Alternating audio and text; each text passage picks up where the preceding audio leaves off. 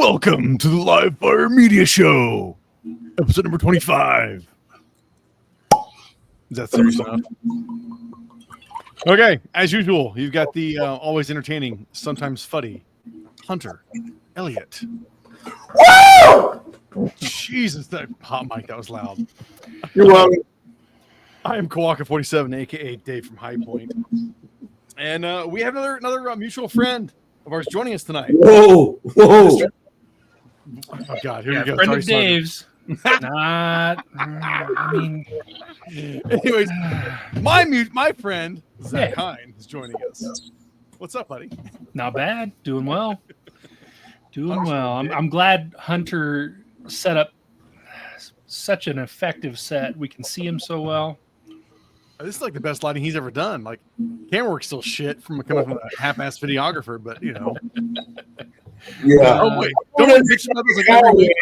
You're like, what does the screen box and the camera dial mean? I gotta have this ready to do this. Ooh, that's so nice. Look, I've got one of them. Well, his mic's so damn loud. Yeah, you can mute yourself too. Yeah, you can see how that works. I got this little X here. Just Oh yeah, cool. Well, it is helpful. Thank you. Well, Zach, welcome to our shit show. It is good to be here. So I got a whole list of questions I'm gonna ask you, Zach. I just completely lied to your ass. We're gonna bombard you with shit. All right. Nah, actually, that's all bullshit too. We don't give a rat's ass. Yeah. do you like gladiator movies? Do what, Hunter? I said, do you like gladiator movies? Sure. Who doesn't? Bro, that's a quote from Airplane. Oh Jesus! Is that a movie? It might have been before both of our time. I know Airplane, but I don't remember that quote though at all. Yeah. What the hell's that? When Roger. in the cockpit, you ever seen a grown man naked? The pilot's talking to the little boy in the cockpit. It's been a long time that I don't. You know, that was a different time, Hunter. Yeah. I mean, I'm thinking like funny bits like when the steward is trying to talk to two black guys in the suits. Yeah, they're talking jive. And she's like, I'm sorry. She's like, is there anyone here who speaks jive? And the little old lady comes up. She's like, I speak jive. And they like subtitle the whole conversation. Like, yeah. And it said golly. But don't you remember when the little boy went to the cockpit? No. And the pilot gave him an airplane? Fuck. No, that's earlier on in the movie, isn't it? I feel like we're different generations here. Oh, yeah. How old are you, Zach? You're older than me, I thought. Oh, really? I thought. I mean, we kind of look like we're similar ages on this. How old are you? How old are I you? just turned 40. Oh, fuck. Okay, I got 5 years on you. All right. Look, I got underwear over Zach. Well, I got two older brothers. One's 50, another one's like 54. So yeah, I probably do get a little more exposure to some older shit in that sense. Yeah, and I'm the oldest in mine, so yeah. Now, Airplane is great, classic dry humor and just fucking stupid. They don't make good movies like that anymore. They really don't. Well, they kind of can't. They get canceled for those. Well, they can, but they're just all chicken shits. I mean, like they had that new Liam Neeson's Naked Gun. I've heard that's actually pretty decent. Like it's a continuation of the originals to a degree, but still kind of being its own remake. And I've heard it's kind of funny in the same way. So I know you guys are, a little bit looser on this podcast. And I told myself, I've always been a professional marketer, and I don't curse on camera, but fuck Liam Neeson. Oh no, it was most of Hollywood. He's a fucking piece of shit too. I'm not joking. I wrote a big article because I was pissed because this is a man who has made his entire movie career on being a badass, killing people on camera with guns. Yep. And he will go to bat against firearms every opportunity he gets. Because he says it's pretend violence. It's pretend violence. Fuck him. Fuck that. Him, Sean Penn, several other ones, man. Yeah, it's like fuck him. Well, I mean, he is the most notable that I can think of. He has made it his entire thing. It's his shtick. And so I wanted to take AI and make a huge movie poster with all of the movie posters he's been in where he's holding a gun. Right. Change all the guns to dicks and have that be the lead of my article on Range Hop. Oh, perfect. I love it already. Dude, nice. That guy. No, I'm with you. Jesus. Okay, Hunter, I'm gonna beat the shit out of you here in a second. There we go. What's up, buddy? Jason, into your lever gun. Yeah, if you grab it for me, please. All right, we'll check back on Hunter. No offense, man. That was getting stupidly loud. All right, how you doing, buddy? I had to adjust my mic, man. You flipped me off, but yet it is an audio podcast. Lots of people think I'm here. Well, I didn't want everybody to know I flipped you off, you fucking mook. Well, you flipped me off, and now you call me a fucking mook again. Oh no! So you're not going to cry about it? Thanks, pal. There you go, Zach. There's my. Oh, okay. All right. That's like it's a total space lever action, but Excellent. And the chambering, is it? Oh, 3D738. I was doing 370. Yeah, Yep. I shoot this damn thing. Yeah. Yeah. Hell yeah. Well, so I've got a rack of the guns that I need to take and get sighted in this week. And this is one that I got suckered into at an auction out here Oh, because I like wanted that. a beater truck gun. Yeah. 44 mag, 94 AE, so angle eject. Picked up some rings and bases, and then I really have fallen in love with the old the Redfield like full fields. Yeah. And so that's a 2 3/4 power, and it's just Oh shit. and it's a fine reticle, so it's just a cool scope. That's cool. Hunter's like, yeah, I Mhm. like that one. Fuck Dave's. Well, I like rubber guns. it's 44 mag too, so it's just a little bit better. Well, and that was when I was jumping into holding the whole lever gun thing. I was thinking doing 44 Magnum or 45 Colt, but when I came down to looking at reloading of it, because I knew I was going to shoot it and I shoot it a lot, Yeah. I was like, man. First of all, I really think 4570, but then looking at components to reload it, was like, well, fuck, this isn't cheap at all. Even reloading it's still expensive. Yep. Dude, And then I started spend a looking little at bit of that rusty money. do what? I said, spend a little bit of that rusty money and beat somebody. Shit, whatever. So yeah, so thinking 45 Colt and 44 Magnum, and then I came across the wait a minute 3D738 special, and it was like, oh shit, you can reload this for like the cost of 9mm. I'm like, fuck yeah. So I honestly, as much as I love, I have kind of an assortment of 44 lever guns. As much as I love them, I wish I never would have bought the first one. I wish I would have just stayed with 3v7 because, I'm kind of a cartridge simplicity person who's got like fallen off the boat. right. I lost that plot a long time ago, and it's like a goal, but I'm never going to get back to that. So Yeah. No, I tried to Variety is the spice of life. It that's is. true too. That is true too. It really is. But it also puts you in the poorhouse when you're buying 280 Ackley and all this other stuff that's just at times, like right now, you can actually find it. So anybody who's listening, if you have any weird guns, go buy that ammo right now. Because right now is the only time you're going to find it probably for the next 10 years. What makes you say that? Because something's going to change politically, and all of a sudden we're back into an ammo crisis. Yeah, well, we'll get an ammo crisis probably before we'll get another gun crisis again of shells disappearing of firearms. Who knows? Because everybody's It's talked so about hard to predict. guns. But yeah, you're right. The ammo. If you need ammo, really, you should always be buying ammo flat out. You should always. Anytime be you see it, yeah. Yep. You should have a slush fund. and I'm bad. I'm bad about that. I should be buying. I've got to stock up very quickly right now because I'm going to an event next week, Ohio Range Day, and that's gonna be a lot of 9mm and 223 that I have some, but I need a whole bunch more just for that event. So it's like fuck, I gotta scramble to get some here next couple of days. Yep. I'm very comfortable, by the way. You look like it, man. yeah. I'll be able to Very. pass that on us. So if I doze off, it's nothing, Okay, come here, say hi to Hunter. Hi, Hunter. Hey, Sugar Bear, you look pretty. Did you hear him? He said, "Hey, Sugar Bear, you look pretty." All right, go to bed. Good night. Good night. She lost that tooth, huh? Yeah, she's got a couple missing in the front. Bless her heart. She's so cute. She looks just like Hunter right now. For all the people listening, I'm currently giving Hein the finger. Oddly enough, I can hear his sphincter dilating, so we know what time it is. What are you, about 14 millimeters right now? Jesus, Zach, I do want to ask you one. Hunter and I've talked about this one multiple times. multiple episodes of AR, AK. So you got to grab, you're two laying there, an AR and an AK. I'm not caring about configuration, just flat out AR and an AK. You got to grab one of them. What are you going to grab and why? I've got a lot more experience on ARs. I've had good experiences on AKs, but ARs have been something I've used for a long time. So it's an AR. Yeah. So, No, I'm feeling that. That's kind of the same boat I'm in. I mean, more proficiency.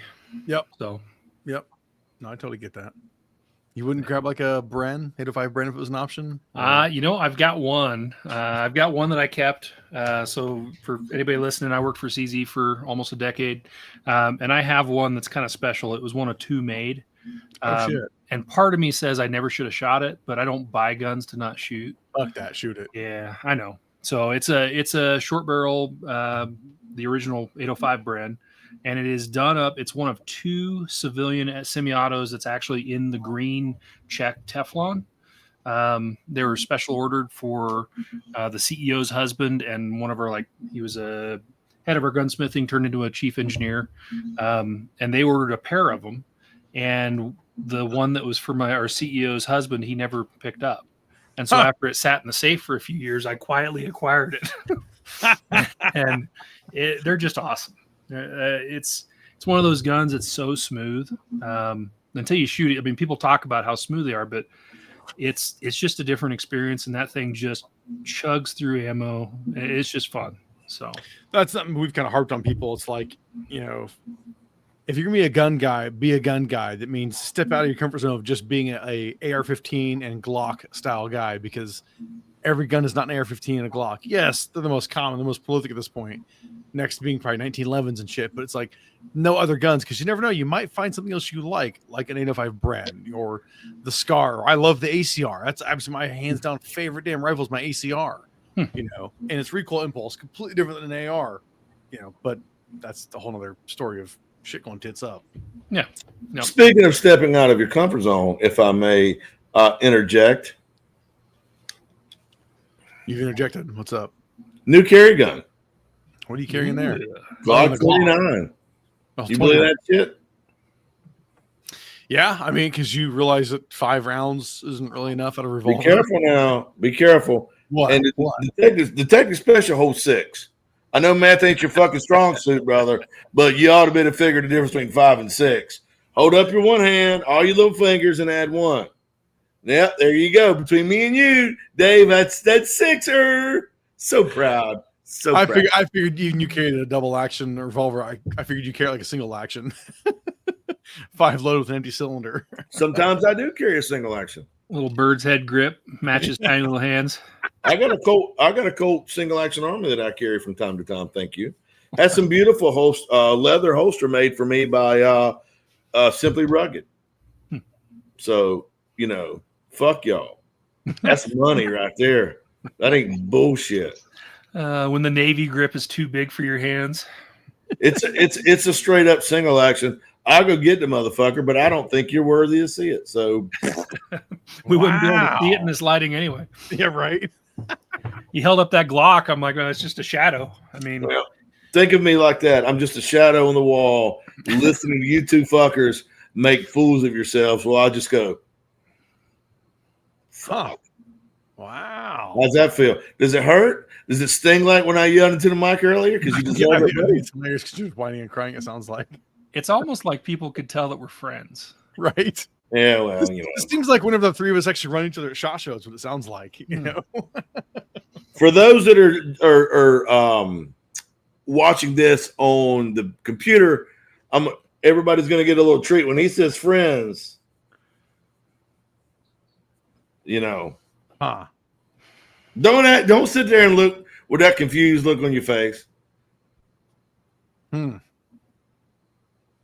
Well, all right, Zach, man, I tell you what, we got a SHOT Show. We gets really awkward. Korean barbecue again. Oh wow! Oh, we got to hit the sushi restaurant. I know he loves that so. Oh, I'm so down with much. some sushi. All right. Well, you two fucking chuckleheads have a wonderful time. I'm actually going to what's that place? I'm going to I fucking just remembered, and then your ear splitting girl voice up in my brain. They make the steaks Lowry's. I'm going to Lowry's this year with Sterling White. So he and I try to go there. I didn't get past a couple of years. I haven't made it, but have you ever been to Lowry's? They're the ones that make the Lowry steak seasoning. Yes, I know who Lowry's is. Yeah, I've been there once. I thought it was good. I have a other preferred steakhouse, but Lowry's is good.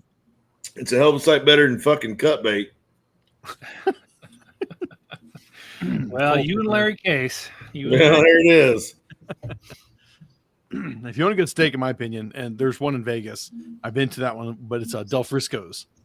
Del Frisco's Double Eagle Steakhouse. That place is fantastic. Better than Lowry's? Okay, so that depends on your steak snobbiness going to high-end steak restaurants. For me, yeah, probably. Del Frisco's is my absolute favorite. All right. I had this year I had Capitol Grill. Theirs was damn good. Delmonico's was good. I've been to Delmonico's. Theirs was good. Well, Tony's Italian Steakhouse is damn near as good as Del Frisco's in my opinion, but Del Frisco's is like it's my absolute top. Well, maybe the three of us can go to when we go there. We'll go to Del Frisco's. I'm game, and MKS can pay for it. I was going to say, Hunter, that part I don't know about that one, man. Well, let's have Charlie Brown on the podcast, and we'll get him committed. Yeah, right. I'm trying to convince Charlie to go on a trip that I won a trip to Colombia to ride motorcycles. Oh, shit. It's just, I won my trip. And so now I'm trying to find buddies to go with me. I'm like, Right. try to get Ron and Charlie to go. It'll be great. Take Ron Norton with you. Heck yeah. I mean, he's done some work down there over the year. Yeah, he has. Fair amount. Colombia, holy shit, that'd be wild. Yeah. Damn. I'm trying to figure out if that makes sense or not. We'll keep an eye on that one. But yeah, I don't know what's the safety status of white Americans in Colombia right now. I don't know. I think we're kind of used as bad guys. A lot of people right now. Well, they're like, yeah, I'm Canadian. I would say, Zach, if you shaved your fucking eyebrows, I bet nobody would mess with you. I don't know that you could really tell. I don't have much for eyebrows. A little bit, but if you just shave that off, you would. Did you ever see the movie Weird Science? Do you remember the Mongoloids that attacked the house? Man, oh man, I've seen Weird Science, but that literally I think was made the year that I was born. Do you not want references? Because I mean, if you're going to whine about the references, then I'm just going to sit here and get drunk. If this is if your audience gets those references, go for it. But it's been so long. I know same thing. I know I've seen it. But I don't remember that part, though. Okay, for those of you that don't get that reference, look up just above the screen. You'll see what's called an address bar. Type in. That's me, 85. Hit enter, and you're going to go to what's called a search engine. Then Zach is 85. Then within the search engine, type in Weird Science Mongoloid / Zach Hein, and you'll see it. All right. Hey man, I told you when you said, "Hey," when I mentioned about coming on there, you was like, "Oh, sure." I'm like, "Are you sure?" As if this isn't any more abuse or less abuse than I get anytime I talk to you on the phone. Okay, that is true. That is Zach and I talked Friday for like 2 hours. I remember like 40 minutes of it. Yeah, he made all sorts of promises. He didn't remember most of them. Look at my shocked face. Yeah, Hunter, you should pull up an image of that shit and then share it on your screen because I'm not coming up with it. I'm getting Weird Science, but nothing of what you're talking about. Okay.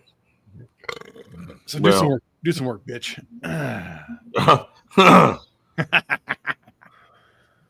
This will take uno momento. Okay, well, he's fat fingering his keyboard. I'm going to show you something else. Yeah, go for it. So where are we at? Like your workshop or something? Is that what's? Yeah, so this is kind of my little man cave. When I moved out here to Wyoming and bought a house, my prerequisite had to have a garage. Okay. And they kind of bait and switched me. Oh yeah, the dude from the original Hills of Eyes. Okay. Do you think that looks like me? All right. I would say y'all have a very similar characteristic of craziness. All right. Already, Hunter. So one of the guns that I just got kind of put together and I need to get out to the range. Basically, I was trying to do just a budget lightweight gun. It looks lightweight. And it's using an MG Arms stock. So carbon fiber and Kevlar stock. Oh, fuck. Like they say it's 13 ounces. Wait, but you said budget lightweight. Yeah, well, fibers exactly. I know, but like the one spot I'm going to spend money is going to be where I'm going to get the most return. So it should have dropped a pound off of that factory stock. Damn. Blind mag, 270, basic simple gun. Because I've got antelope season coming up in just 10 days. So I got to get that thing set it in. But really just lightweight stock, a trigger, and a scope that I like. So what was that stock? It's from MG Arms in Texas. I think they're in Spring, outside of Houston. Okay. I'll just make note of that shit later to put down there because that's just interesting. Yeah. The stuff I'll look up because I've never heard. Bolt guns are like, I know nothing about them. I have. Oh, man. Two. Ooh. I have my Savage 300 mag that I bought almost 15 years ago and finally shot it for the first and only time last year. Other than that, then I've got a Savage 22 LR bull barrel fluid thing that I got as a Christmas gift from a distributor. Yeah. Other than that, all my shit's semi-auto. So the reason I wanted to do this was because we were kind of talking about Ron and Charlie. So I've hung out with them quite a bit doing motorcycle stuff because we're all motorcyclists. And we have an event where a bunch of people in the industry that are big into bikes get together. We'll pick a different spot. It happens every year or two. Pick a spot in the U.S. has good roads and has maybe a manufacturer or something there. We'll all meet up. We'll ride to the range, shoot a bunch of guns, and basically have another reason to kind of hang out, do gun stuff, and ride our motorcycles, which we love. So, but one of the guys that comes is Kerry O'Day, who is a longtime gunsmith. He was actually trained. He worked under P.O. Ackley. No shit. Yep. And so like he's been building guns for a long time. And so this last time, like I've shot his guns at these events for years. He has MG Arms. He has a bunch of other companies. And this last time he's like, hey, I'm looking at selling my business. My employees are going to be buying it. I was like, no kidding. And so I was like, well, man, I've talked about getting one of his stocks for years because they do all the finishing, all the fitting, all the bedding, and all the, obviously the paint. And I love, this is their kudu pattern. Mm-hmm. And so I was like, man, before you do that, I really want to get a stock from you. And so this last time we had a Moto Schutzen is what we call it. I was like, I need to order that. So I basically went and bought a rifle just to put into it because I like their stocks. It's cool. I cannot afford one of their super light guns, but I could afford to figure out a way to do a stock. So what do their rifles go? They're expensive because they basically they do a lot of, most of the stuff they do is on Remington 700, obviously. But he took the CZ 527, which is a beautiful little micro Mauser action. He took it, and one of those he built was at 4.5 pounds. Holy shit. So like 6 arc or 6.5 Grendel and 4.5 pounds. Wow. So, and that's a heck of a gun. If you're needing something super light that still has some capability, that's an awesome gun. That's nuts. Yeah. Holy shit. Hunter, you got nothing in there? 220 Swift comments? I mean, I love bow guns and lever guns and semi-automatic guns. I'm just listening. I'm enjoying not having to carry the show for once. Oh my fucking god! Mm-hmm. I'm carrying the show for once. Yeah. Okay. Like I said, I'm real comfortable. I pre-gamed with some bourbon earlier because I knew this was going to be a bit of an event. So it's going to be taxing. I'm doing good, brother. Why is this be such an event? Why is this be such an event? Oh, no. I mean, it's it's something that I look forward to often, and I'm just so enamored and appreciative to be a part of this.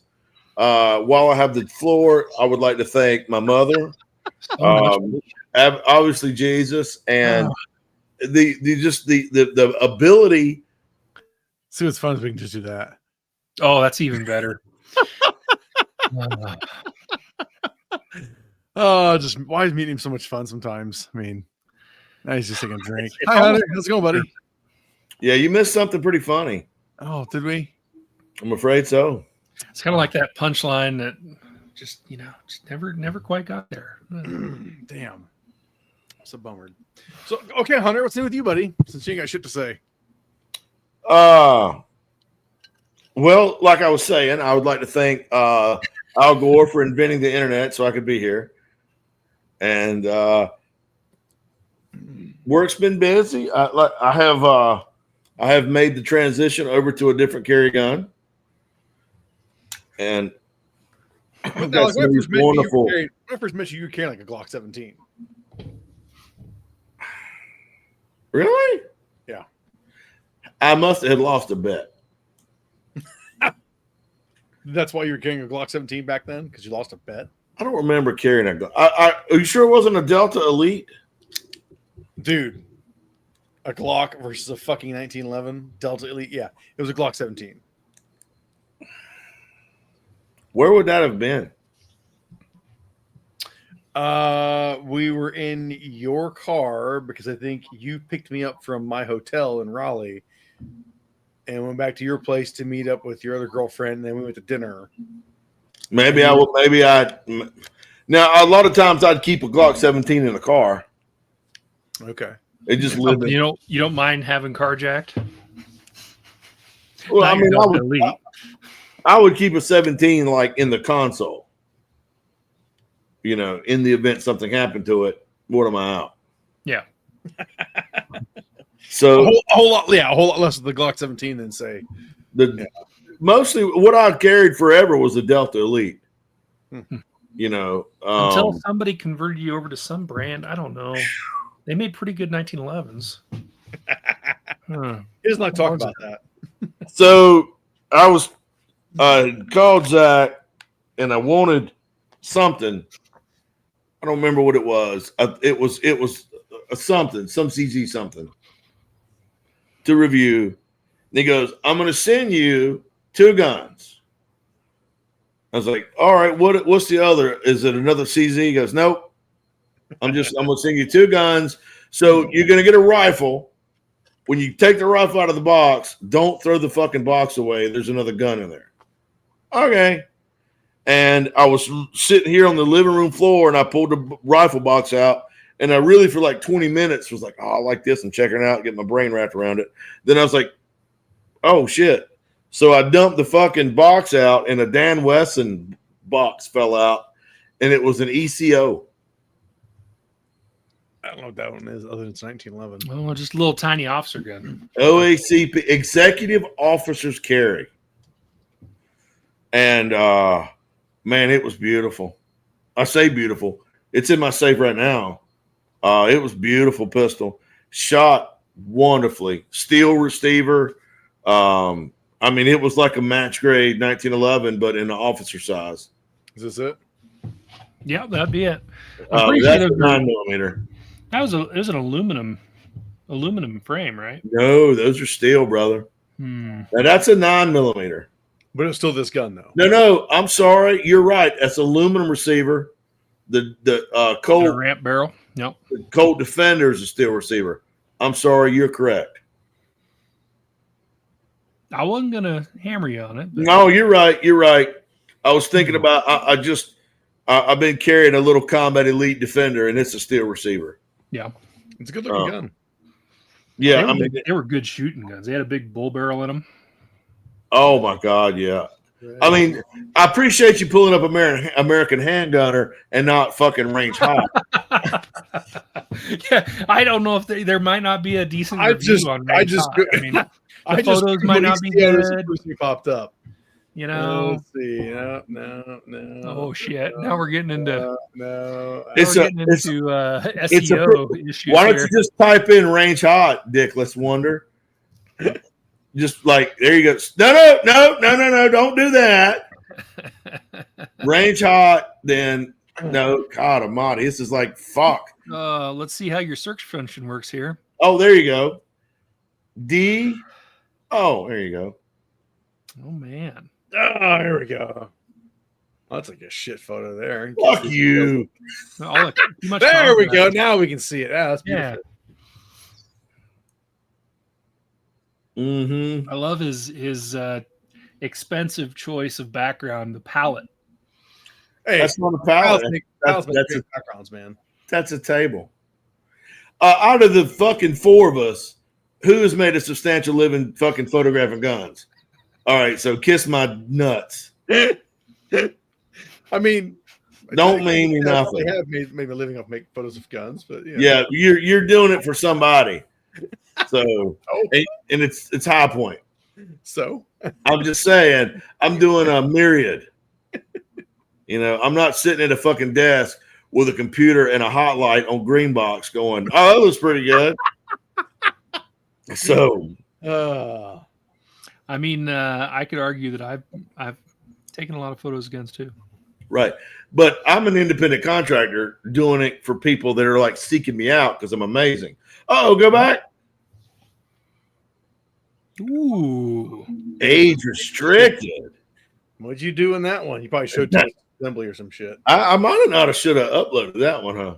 You know what? That one's probably disassembly because you got reassembly. YouTube's too stupid to understand reassembly is disassembly. I'll have to go. I'll have to upload that to Rumble and swap them links out. Of course, that was.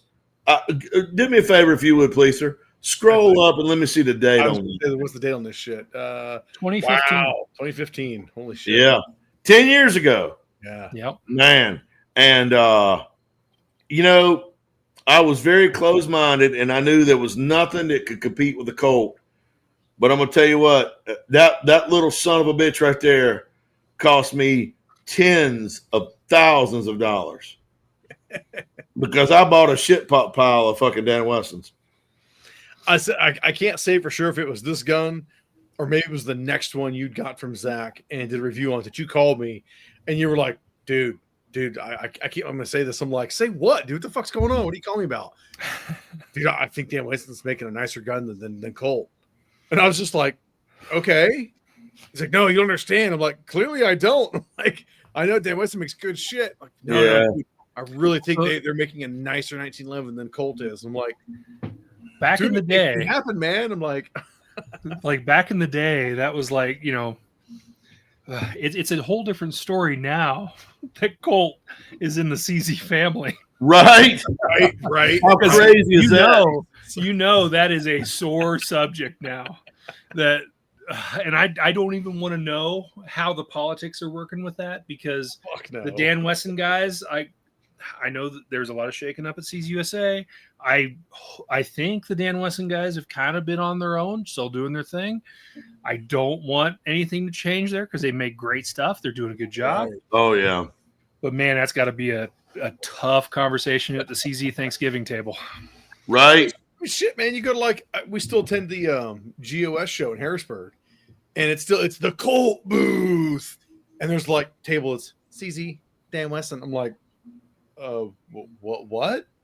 I want to see more of their shit, man. I'm like, the Colt shit's cool, but it's like, come on, you guys need to double your booth up. You can afford it. I'm like, come on. Yeah, that's kind of I don't know that I want to wade into that here, but right. Yeah.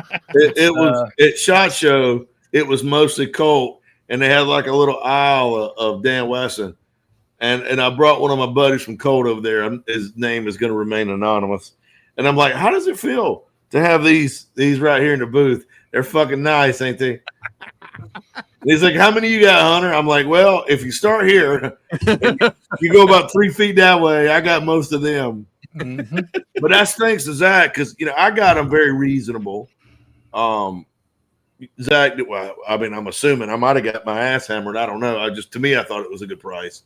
Well, I got a little cut off the top. It was all good. Well, fuck it. That's all right. It ain't like that shit impacted my life any. I mean, fuck, I got more. I took a check to the bank today, and they like, I'm sorry, Mr. Elliott, we can't accept this check. I'm like, what the fuck? They're like, we ain't got no more. Your account's too full. Yeah. There's no. Your allotment of space for money here is fucking overdrawn. Yep. Mm. Something I thought we could touch on because I talked a little bit about some EDC shit last week, but I'll be honest, I don't really fucking remember half what we talked about last week because I was just too fucking angry. You were beside yourself. I was extremely so. But I had a note in here that says real EDC pistol. That's it. It says no medical, no extra mag, no rifle or SMG. So like, yeah, what I hear guys I know that talk about like they carry their EDC gun and they have the extra mag in their holster, they got an extra mag in their pocket, they got an extra mag in their left ankle, and they got medical kit. Yeah, that might be. And I'm just like, if you want to do that and you can rock that, fucking more power to you. That's cool. To me, that's just highly unrealistic. To me, most part EDC is usually a pocket knife and a fucking gun. Now, I believe in. My car might have more shit, but on my person, it's just a gun and a knife. Let alone As you get older, that EDC right there gets used more than anything. You're Little flashlight. Oh my gosh! You drop something, you got to find it under a table. That's way handier than 5 times a day. Yeah, because this just sucks. Dude. And this is super bright. It's blinding. It's at least something. Now I will say sometimes I can say I have a light, but it's usually in the form of it's on the damn pistol. Well, but you quickly take that thing off, and I have done that a lot, taking that off and use it as a light for something. But yeah, like I'll carry more shit in the truck. Like I keep tourniquets, completely tourniquets separate from medical kits in the cars, both of them. They're with full blown out medical kits, but I'm not carrying a bunch of shit on me to go get in a massive fucking firefight because it's just. I say I'm being realistic. Life. Yeah. It's life. Here's my take on that, y'all. I'm not law enforcement. I don't fancy myself as law enforcement or Rambo. I'm not gonna wade into the danger zone, with Eye of the Tiger playing in my fucking earbuds. However, I will say that I had an awakening probably a few weeks ago, and my mindset has been changed quite a bit. My whole life I've carried one or two guns. I've carried a 1911 or a revolver, right? And most of the time, if I could, it was a Colt Delta Elite, and then later in life I carried a little ECO, and then I carried a Colt Defender. All those were great guns. Dan Wesson Specialist, probably my favorite carry gun in the planet. But you can rattle off FBI statistics. The average civilian self-defense encounter is going to be 2 to 3 rounds, right? 1 to 2 assailants, and which is exactly right. But the key word to think about that is average. Now, again, I'm not trying to paint myself as a fucking vigilante because that is the exact opposite. But, I'm Batman. Considering the amount of violence that is being perpetrated upon white conservatives, and I'm not trying to be political, I'm just being straight. I think that, I had one morning, it happened to me one morning. It was the day. I think it was the day of the next day after Charlie Kirk was murdered. Thursday. Yeah. Thursday. I got up and I grabbed my old detective special, and a speed strip, 148 grain wide cutters, and I stuffed that in my front pocket. And I paused and I thought about it for a second. I started kind of rethinking a lot of the terrible shit that's happened recently. The Ukrainian girl getting murdered in a bus in Charlotte, North Carolina, just a few hours from me, and there's news articles of the poor fuckers that work for DMV that hold the stop sign, that lets traffic come and go. There's been a number of articles I've seen online where road rage incidents, people pull off and fucking knock the shit out of them. Are you fucking serious? Yeah, there was a video of some kind of damn half-ton Chevrolet truck, half-ton Chevrolet pickup. I guess he got tired of waiting, so he just pulled off the side of the road, got out, and went and punched this guy right in the fucking mouth. Oh my fucking God. So, and I'm not going to get into the theory of it, but I think people are addicted to social media. Oh, for sure. And you know my stance on that shit. I think social media engineers itself to make you angry because that's the one emotion that'll keep you there. And so people on social media, they're becoming angrier and angrier and angrier. And I think that's awful. So anyway, and this is all going through my head. Right. So I morning. I shit you not, I pulled that detective special out of my pocket, opened my gun safe, which I don't do a lot, and I laid it, in a little place of honor there at the top. And I rummaged it around in the junk drawer at the bottom. And I found this Glock 29 that I bought, 100 years ago. And I found I got a bunch of double tap, 125 grain XTP, all copper. And I think, light bullet, great for short barrel. And I said, I think I'm going to do a little better. I'm going to carry something with more capacity and more horsepower. And the beauty of that is, and I hate Glock. I really do. I don't hate Glock. I don't have any love for them. But a Glock 20 magazine with 15 rounds will work in the 29. Right. So I loaded up a spare mag, stuck it in my back pocket. I dug around. I had a holster made for it forever ago, next holster. And, that's what I've been carrying. And I'll be honest with you, it's far less comfortable. It's more cumbersome. It gets in your way. I got a little bit of love going on here around the waistline. So it'll pinch on me a little bit. But I feel like, especially if I'm out with my girlfriend or my mama, not only am I having to look after myself, but, I'm supposed to afford them a modicum of protection as well. So I kind of started taking my EDC a little more serious.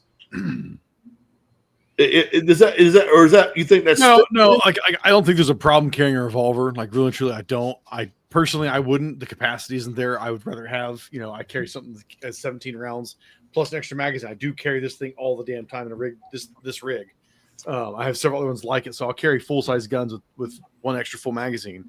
But having one mag alone of 17, 15, 17, 18, 20 rounds, whatever, I do think that does just make more sense than just a 5-shot revolver. I think it gives you more capability. And therefore, I think it does give you a little more better peace of mind than say 5-6 rounds of something hard hitting like a good 357. But that's also just me. I think there's a time and a place for all of it. Yeah. It's one of those things that you're going to have guys that just say, you have to have a spare. You have to have a spare mag. You have to have, if you're not doing this, you're doing it wrong. Right. And the problem is not everybody, everybody's different. Every situation is different. That's the key right there. Every situation is different. You talk about an operator going out on a mission. They're going to have different guns based on what they're doing and where they are. Right. No, man. But you listen to all these IG operator guys, man. They all carry this one kit all the time, everywhere, because it solves every problem all the time. My problem is that I'm gonna spitball here. 90% of the guys who carry are not proficient with their carry gun. Oh yeah, and I don't care what it is. Yeah, I don't care what it is. Yeah, I buy that 100%. Are not proficient with it. Yeah, and so I would rather be carrying a gun that I'm proficient with and comfortable with, and I know that I'm going to carry every day. Than, yeah. So, and there's a difference between I'm in Wyoming now, and I get away with a lot less than I used to.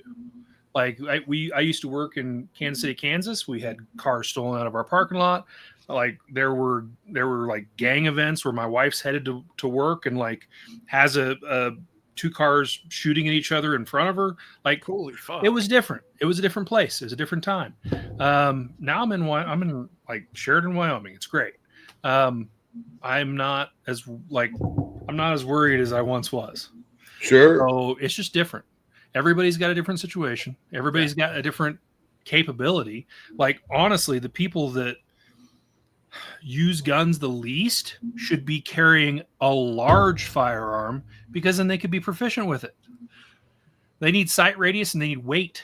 Right, not pocket pistols that no, they can barely, not a tiny little 380 that they can't even align the sights on. So That little summit right there is a trick to shoot. It requires a lot of range time. Yeah. Absolutely. I don't like those things, man. I never like the 26. You said. This is 29. 29. Oh, So it's a 10 mil. Yeah. So it's a 40 over 10 mil. Okay. Yeah, I grew up with the 27 was my dad's carry gun. And so we'd take that to the range. That was awful. What is that in? That's the 40 subcompact. Okay. It's terrible. Yeah. It's the worst Glock to shoot because it's going to have a shit trigger no matter. It's a Glock. And then it's also 40 built on a 9 size everything. Right. It's terrible. And everybody knows it's like, everybody knows it. It sucks. But that was what we had because he was a law enforcement officer in the 90s and they were running 40s. So he bought a 40 subcompact to carry off duty. Right. Makes sense. Yeah.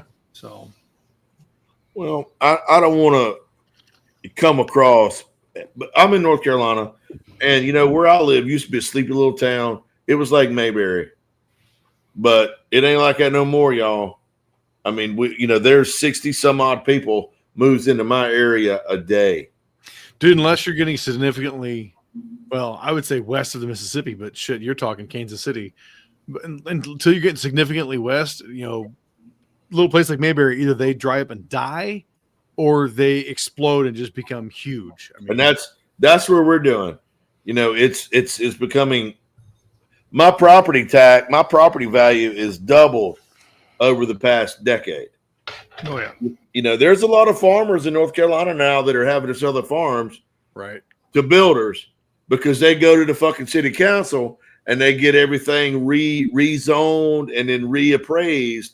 And the farmer's like, look, I make my living as a farmer, but my property tax is quadrupled. I can't afford to own this land anymore. Some slick ass New York builder comes in and offers them, $300,000 an acre. And the old family farm now is a fucking condo with a Walmart. Yeah. And everybody thinks that's progress. And I'm gonna tell you what, y'all, it fucking ain't progress. It's regress. That's what, how much more shit do you need to develop for places to live? Like seriously, I can't wrap my head around that. Within a 10-mile radius of me, there are 4 apartment complexes being constructed, and there has been 4 completed. Wow. And hey, if these geniuses that are issuing these building permits believe that we have the road infrastructure to support that, yeah, that's a whole other issue you run into then. Like Jesus, well, now your tax is gonna have to go up more because you're gonna have to build better roads. Right. Well, I was talking to a lady today, a customer. She said that she was talking to one of her friends that moved into one of these new apartments. The 3rd or 4th day she was there, their lights would come off and on, and off and on. And so they called the power company, Duke Power. They didn't have enough step-up transformers. Oh, shit. So they had like a step-up transformer every like dozen poles. They had to come in and put one every 3 poles to step up enough juice to run these houses. Because it's that the demand. So, but with that attracts undesirables. And you have to contend with that. Yeah. Yeah. I mean, even so, I lived out in the country in Kansas when we were working in Kansas City, and it was one of those things where I carried in the house, even though we're in the country, because I had people trying to steal trailers off our property, like snooping around our property. Like it was obvious it was lived in and that we were there. But like middle of the night, somebody hooks up to my nice brand new trailer and tries to drag it off, and I've got chained to the fence. So I come out and it's like all mangled and like the wire cable that I had running through everything. They didn't see that it was wire cabled, and it there are tire marks in the yard for them trying to pulling it off the fence. Wow. But yeah, I mean it. We were in the country, but that didn't mean anything.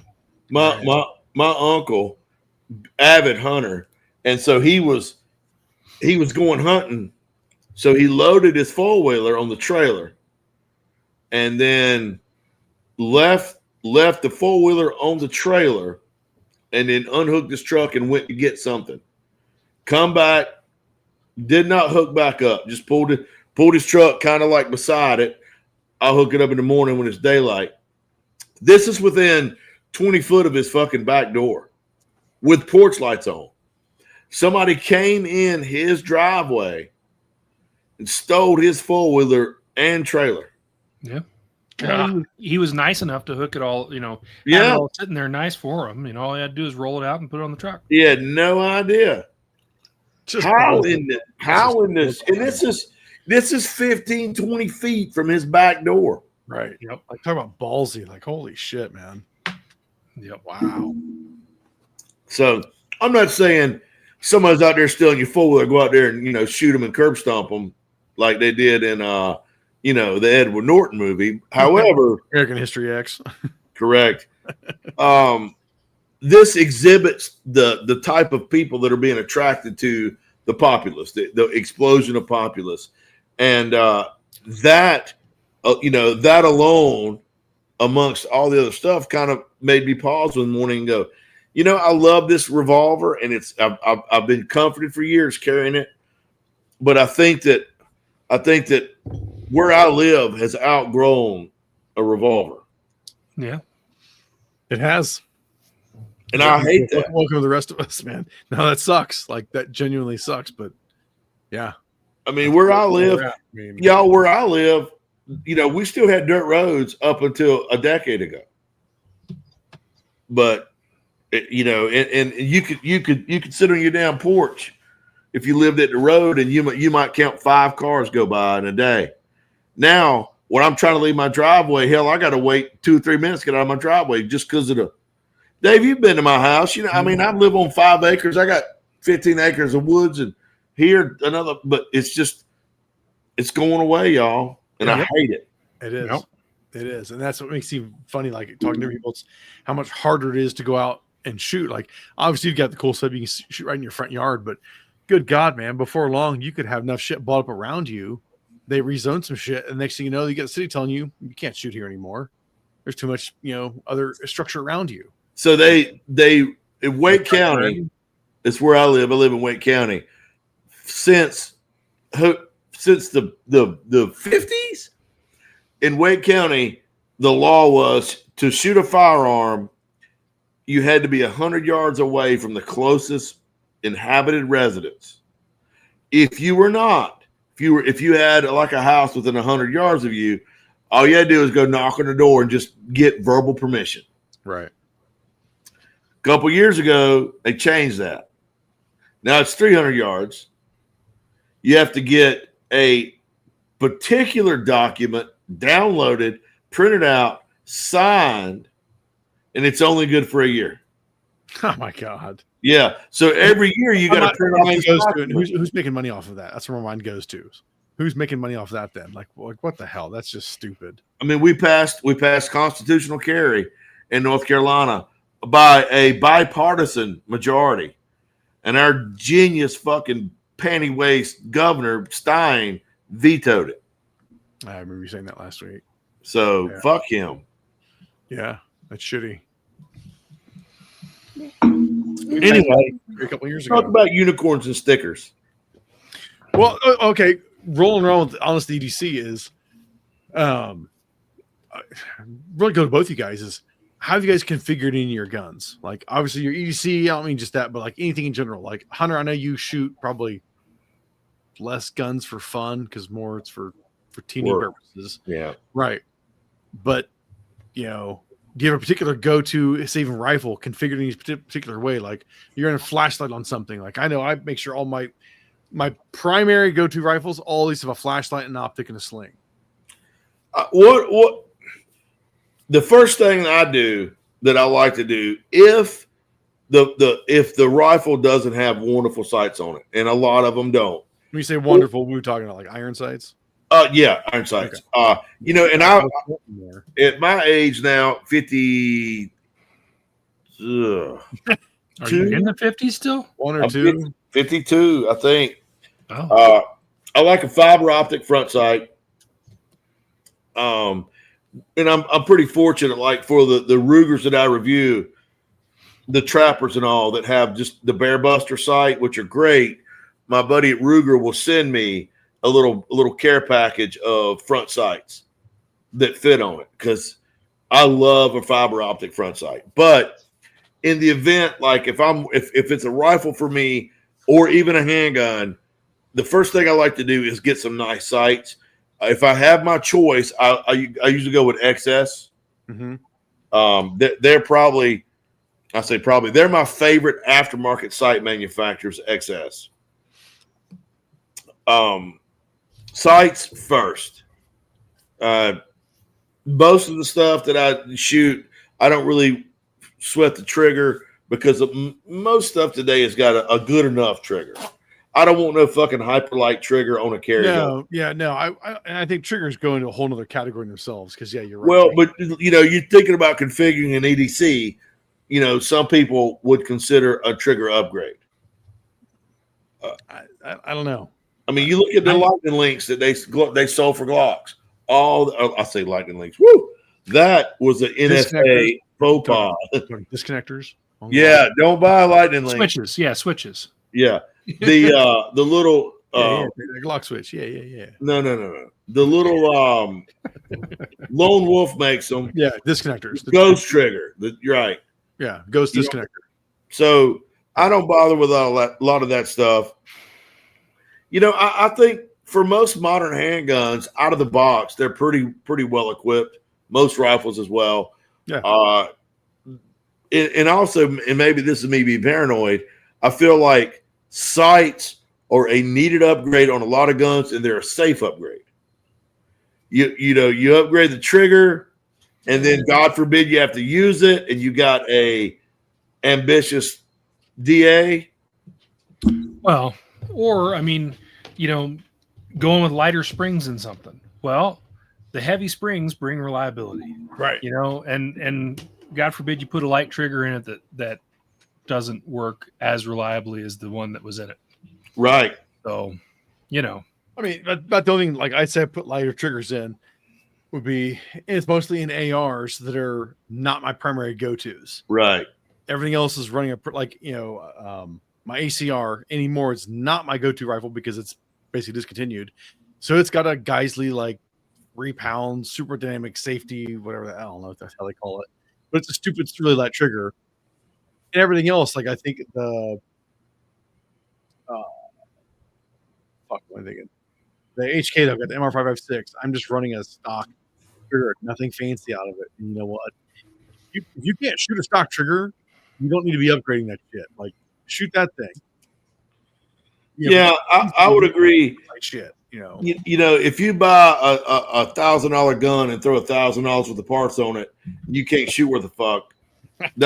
You ain't doing yourself no favors. Right.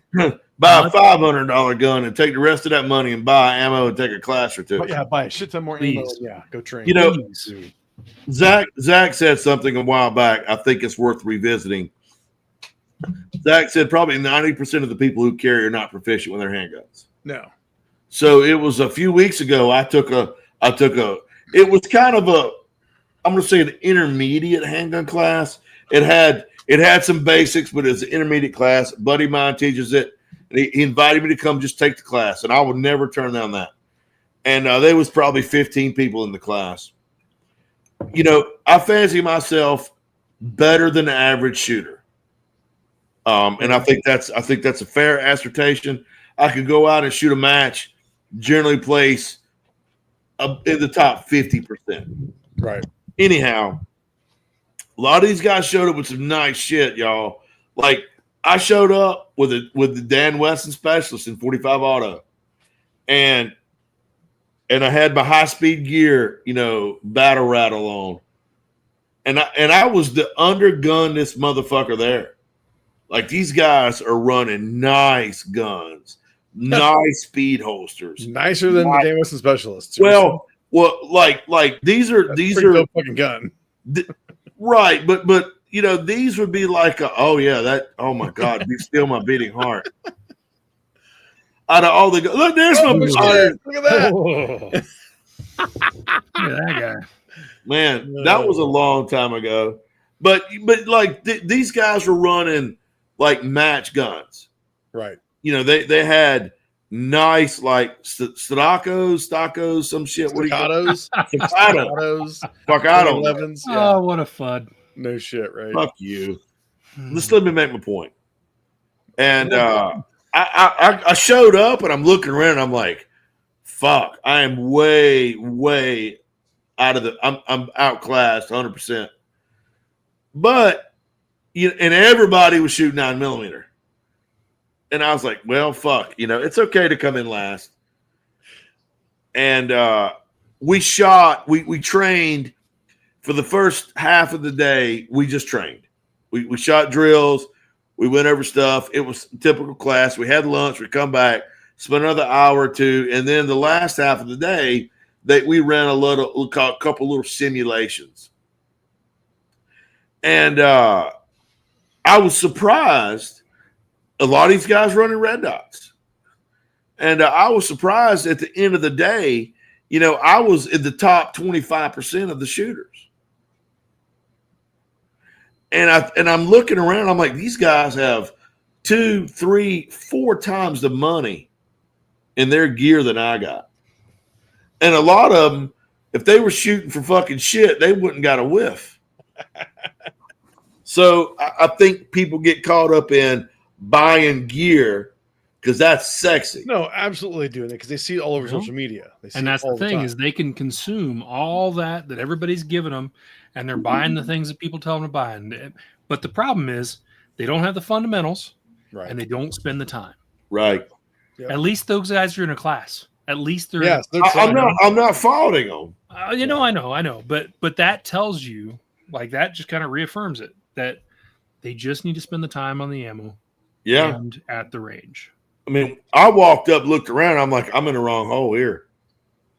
These guys are going to. Now, with that said, there were 3 guys there running speed rigs, and their shit was together.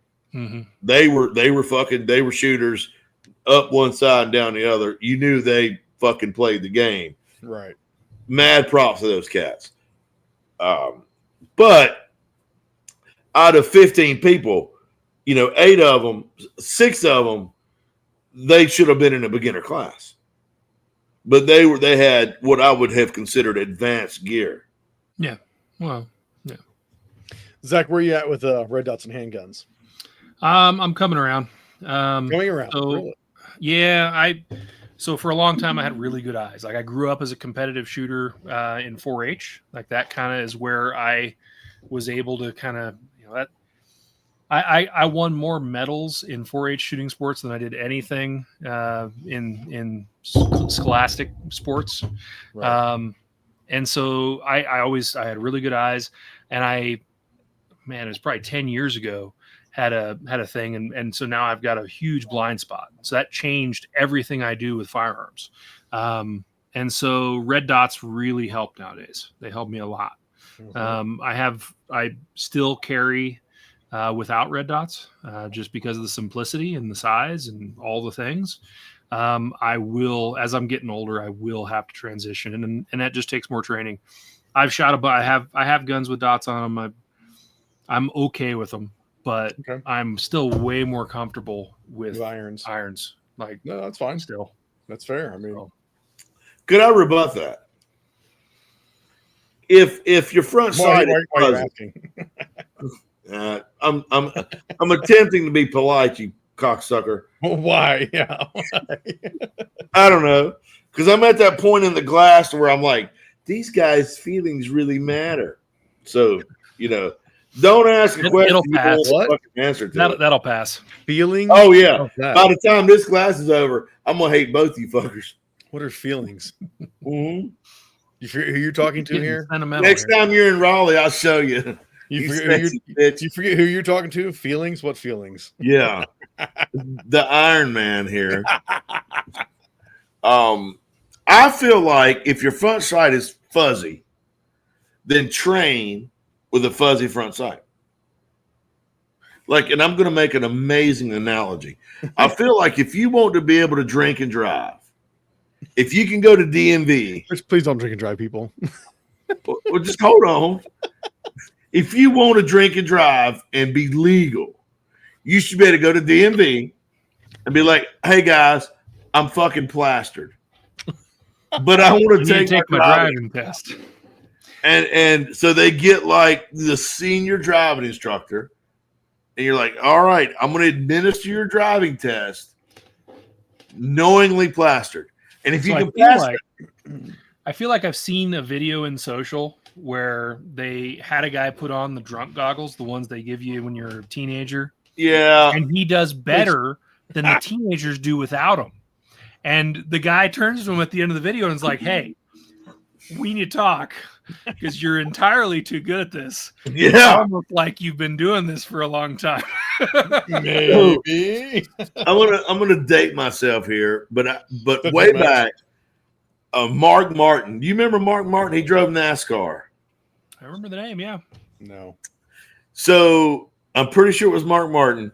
They were doing a thing, and they were going to show you how alcohol inhibited your ability to drive. And I'm pretty sure it was Mark Martin, and they brought him out Talladega somewhere, and he would do a lap, stone sober.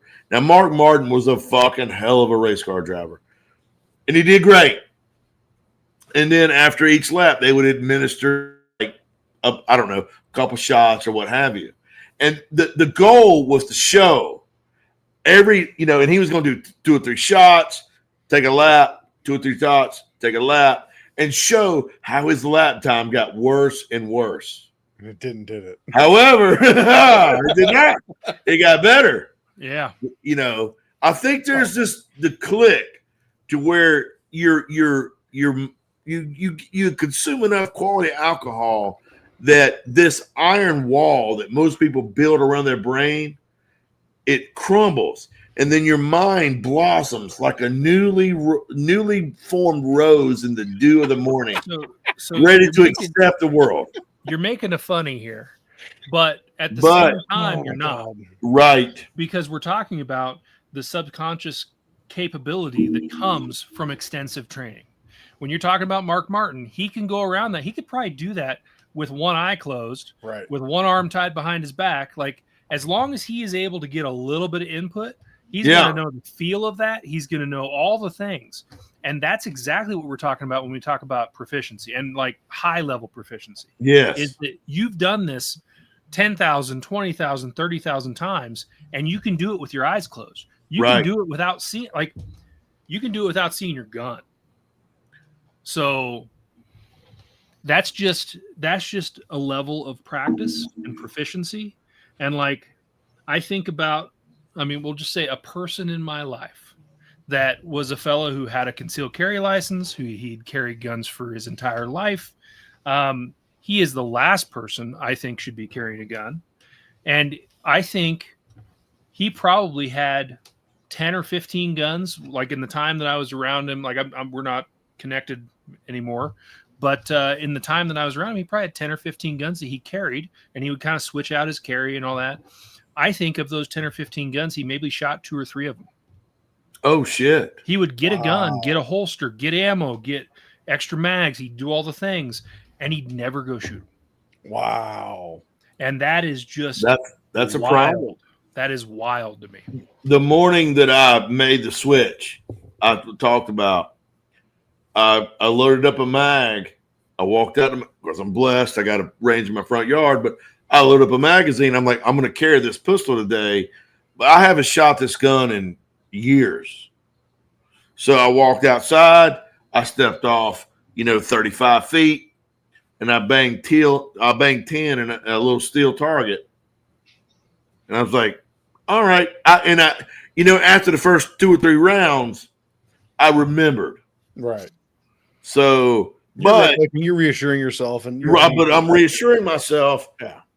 I haven't shot a Glock in a long time. I haven't shot this little 29 in a long time.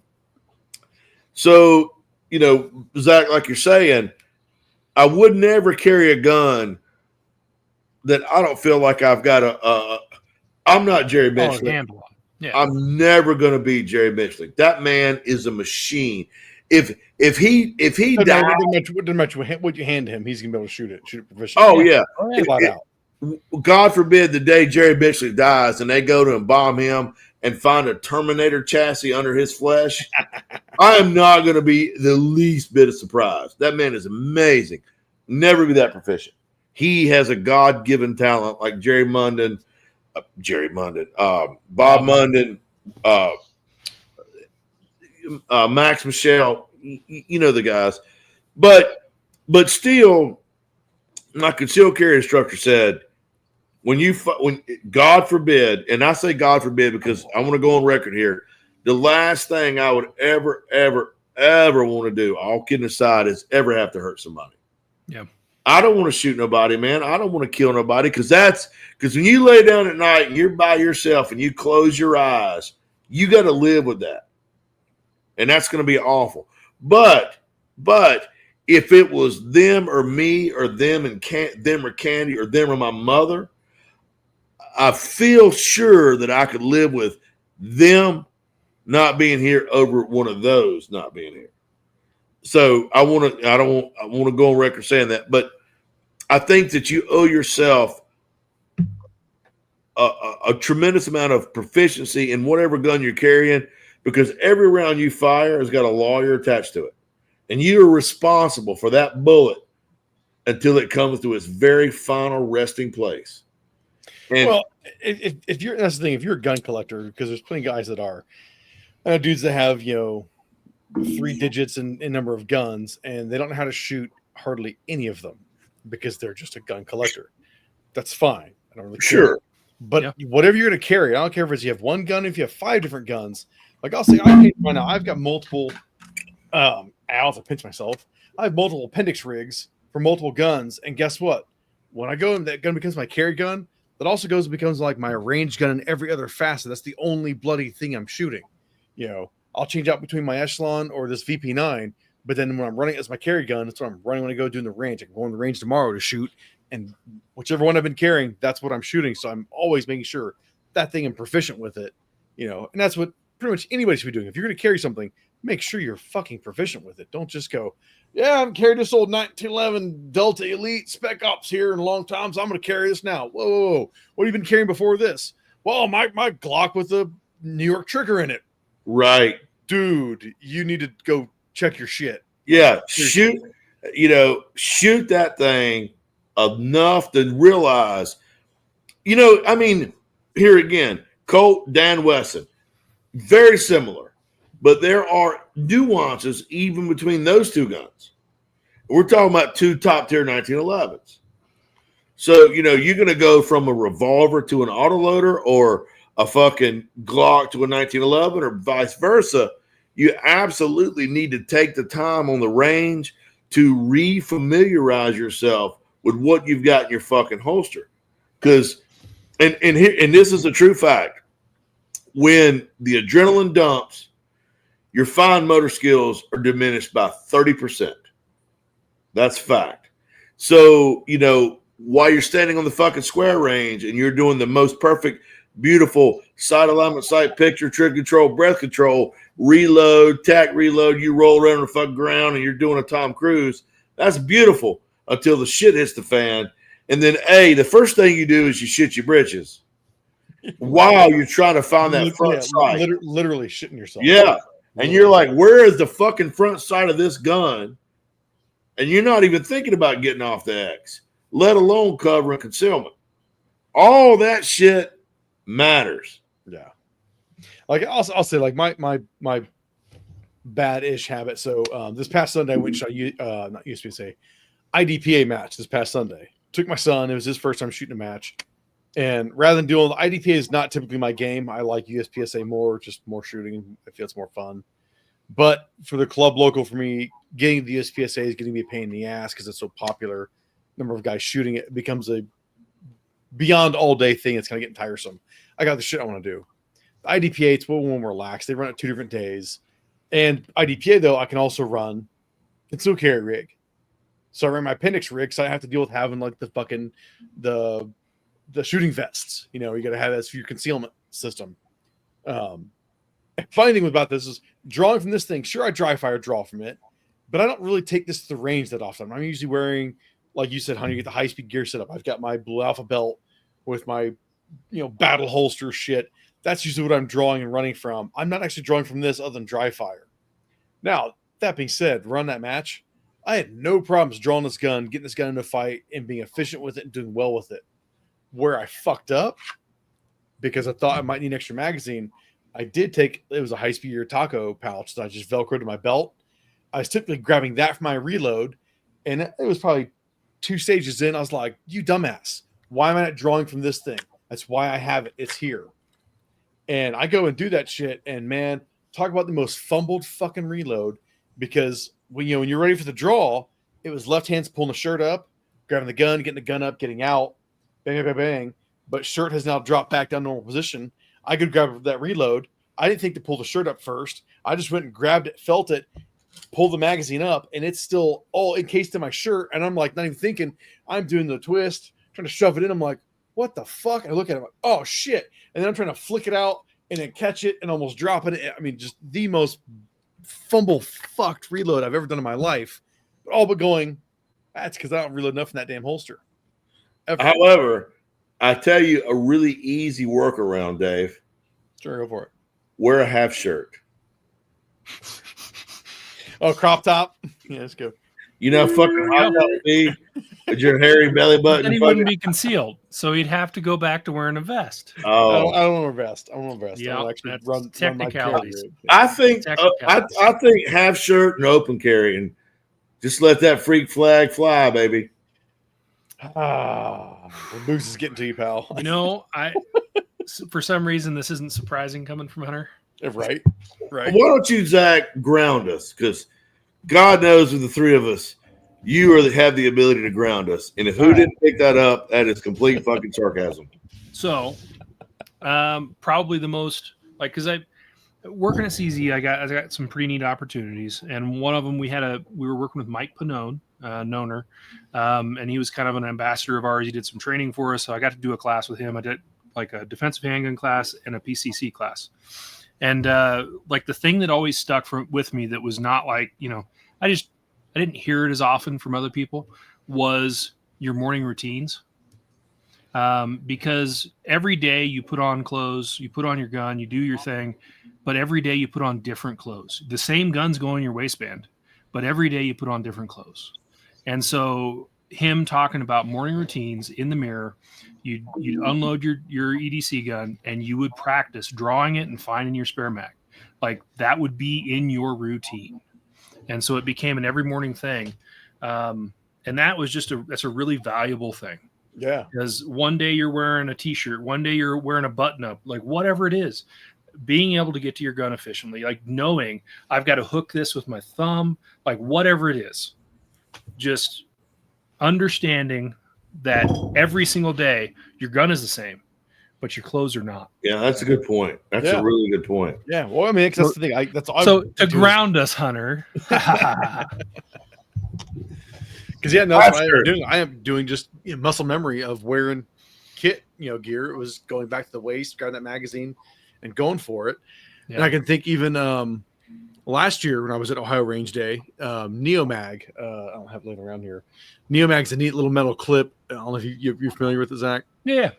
Hunter, it's a magnet clip, but you showed me last time. Yeah. I wasn't impressed. Put your magazine deep in your pockets. It's just concealed carry in the magazine, which is good. I'm joking, by the way, but yeah, I wasn't listening to you. Evidently. But it was funny. Those guys on their demo stage, you draw your gun, shoot a couple rounds, you grab from the Neomag to reload it. I had my Neomag from years before. I was like, you need to borrow one, I'll use mine. And like 3 times, what I do for the reload, I grab it off my belt, throw it in. And I was like, son of a bitch. And he's like, yeah, dude, you got to pull from the Neomag. I'm like, have it. No kidding. Yeah. Going to that belt, it's like, oh wait, yeah. Here, now let me get the fucking one in my pocket now, which it's pretty easy. It's good, but yeah, you do got to practice with that shit. And I've got a great idea, Dave. We could raise a little money for the Live Fire Media Show. Okay. What if we did half shirt shooting garments? Like you would do a half shirt, and on the back you'd be like appendix draw because I'm older, and then like this. Fuckface. I'm trying to help you. Okay, I think like a little mesh half shirt, and the back of it could be like Live Fire Media, appendix draw, operator. Think about it. I'll design it. Larry Case and I are on it. Okay, you and Larry get on it and put it together and show me what you come up with. And, You get me a picture of Larry we'll see Case from in one of there. those. Can you imagine? I bet his nipples are this big. Oh, I bet he's got the tiny little ones. Really? Oh, yeah. Either way, I don't want to see this. Either way, I'm gonna text him, see if Good. he'll send me a photo, and I'll share it with you. Hey Larry, send me a topless Oh, my picture. gosh. He's gonna be Yeah. like, what? Hunter, Your what's wrong nipples with come you? up in the podcast. Larry, we got a debate. Yeah. Going on. Oh my god, that's something. Wow. That is something. Your nipples come up in debate. Well, I mean, I guess it's not any different than Hunter and I both texting you, Zach, as we're talking with Larry Case, going, "Dude, we're talking about you, Zach, on the podcast." And poor Larry, none the wiser. He's probably like, "Fuck you guys! These guys looking at me? They talking to me? I don't know what the hell they're doing on this damn thing." Oh, Bless his heart. hey, Larry's He's good been dude. asleep for about 3 hours already. You'd be surprised. Sometimes I get all hammered up and call Larry about 1 o'clock, and he answers. What's It's 'cause his he's already up? Oh, now that Yeah. might be up. Yeah, to bed early and up early. Yeah, right. So That I can Larry believe. was very gracious one year, and we spent 1 year as SHOT Show roommates because Oh, shit. I'm still on the very much the struggling writer side of things. Wait, was this a couple years ago? I think. Yeah, it was a couple years ago. Okay. So we okay. stayed together. He was gracious enough to let me take the other bed in his room. And there was a day where, like, it was the SHOT Show's coming to a close, and he was getting on a plane the next morning, and I was out till the late hours of the night. Yeah. And I get Dumbass. back, Larry's gone. Like it's not even. It was probably like 3 a.m, right? Vegas time. I get back, all his stuff's gone. He's gone. And I'm like, oh shit. All right, well, okay. He's like, well, so I texted him, like, Larry, everything good? You're out of here? He's like, yeah, I'm at the airport. He's still on East Coast time in Las Vegas and just couldn't. He's like, I just couldn't lay in bed. So I just went to the airport early. He went to the airport so early, he couldn't even check his bags. Oh my god. Yeah, just sit there. So, I get it. Wow. I get it. Man, the worst. Speaking of shot, I'll keep this brief. This was a number of years ago. Fuck off. And we were. I was laying in bed, and like I was flying out the next morning, and usually I fly out Friday, and I try to leave SHOT Show floor 6 o'clock. We go have dinner with some fucking manufacturers, suckle from that teat, wonderful. And then, you go back and crash. And my mom calls me at like midnight, her time. And I'm, Mom, what's up? She's like, son, we were getting snow. And I'm like, oh, it's not going to be a thing. Anyway, I get up, and I'm by myself. This is one of the years that I didn't have a cameraman with me. Everybody was busy. So it's by myself. So I get up. My flight is leaving in like 4 hours. So I get up, I get a shower, I pack all my shit, I leave the room, and I've got 3 hours to spare. And I'm 10 minutes from the airport. 15. I get to the airport, 2.5 hours to go. I'm sailing. Check in, everything great. I'm sitting at the terminal, and about, I don't know, an hour before the flight, they start announcing departure pushbacks. Yeah. And I'm like, all right. I mean, but I'm here. It's fine. And then it's just like I'm probably at McLaren about 9. And so then they announce a departure of 5 o'clock that evening. Well, So I was McLaren's like, a great airport to be stuck in too. Yeah. I was like, fuck. I don't want to sit here in this chair from 9 to 5. So I went to the ticket counter and I'm like, hey, so they get me into like the Delta Lounge. Ooh. Which is fucking nice. It is nice. Yeah, like food, Yep. a shower. And so, I'm talking to the little concierge girl who was, A few drinks. yeah. And I'm like, I said, look, and this is like 10 o'clock. I said, look, my flight takes off at like 5:30. Okay, they're gonna start. I was like, I've been up since 4 something. Is it okay if I take a nap? She's like, well, just don't sprawl out. She said, if you want to go sit on a chair, pull your hat down, kick your feet up on the ottoman, and just snooze. You know, as long as you don't make it reach the ottoman. Anyway, well, sorry guys. Looks like my time is up. Hope you cocksuckers have a wonderful I mean, just next. Oh my kind of God, a you're Larry so- K you're so story here. Are we going to get to a point? So sensitive this evening. Jeez. Right. So anyway, Your vagina. what's wrong with vaginas? They're 3 of my favorite things. Oh my God, shut up. Well, don't bring up shit you don't want me to comment on, fuck. And then so anywho, I'm reliving the memory and I'm therapizing myself. If this is a problem, I'll send you a check. Anyway, they wound up canceling my flight. And so I'm standing at the fucking ticket agent and I'm like, what am I going to do? It's like, well, we have a connected airport.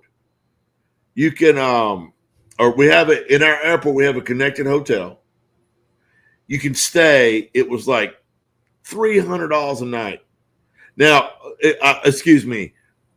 I flew, I'm sorry, I missed a crucial step. My apologies. I made it to Chicago. And that's when I made it into the Delta, the Delta lounge. So I'm standing at the ticket lounge in Chicago, and I'm like, "What am I going to do?" And the lady's like, "Well, we've got a hotel connected to the airport, but it's like $300 a night." And I'm like, "Okay, when do you think you can get me out?" And they're like, "It's going to be probably 3 or 4 days." Oh, 3 or 4 days. 3 or 4 days. Holy shit. So there's this cat standing behind me, taps me on my shoulder, and I turn around and goes, "Hey man, you're not going to believe this.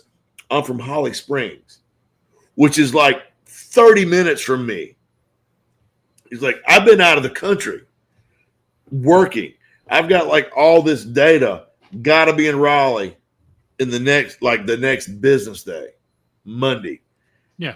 And we rented a fucking car in Chicago and drove to Raleigh. Now, that's supposed to be about a 10-hour drive. It took us 23 hours. Yeah. Wow. We got to West Virginia. Those cocksuckers don't believe in plowing fucking roads, fella.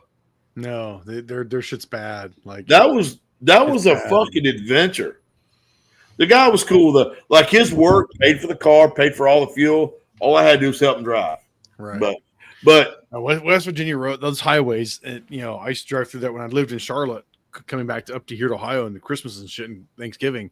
Dude, when they get snow on those roads, it's fucking atrocious. You're just like, this is a common occurrence for you guys. How is this not a thing that's like handled and How dealt is it with this in West bad? Oh, Virginia? Yeah. Yeah. I mean, the guy was renting a car, and I'm like, "Hey man, far be it for me to tell you how to spend your company's money, but get a 4-wheel drive."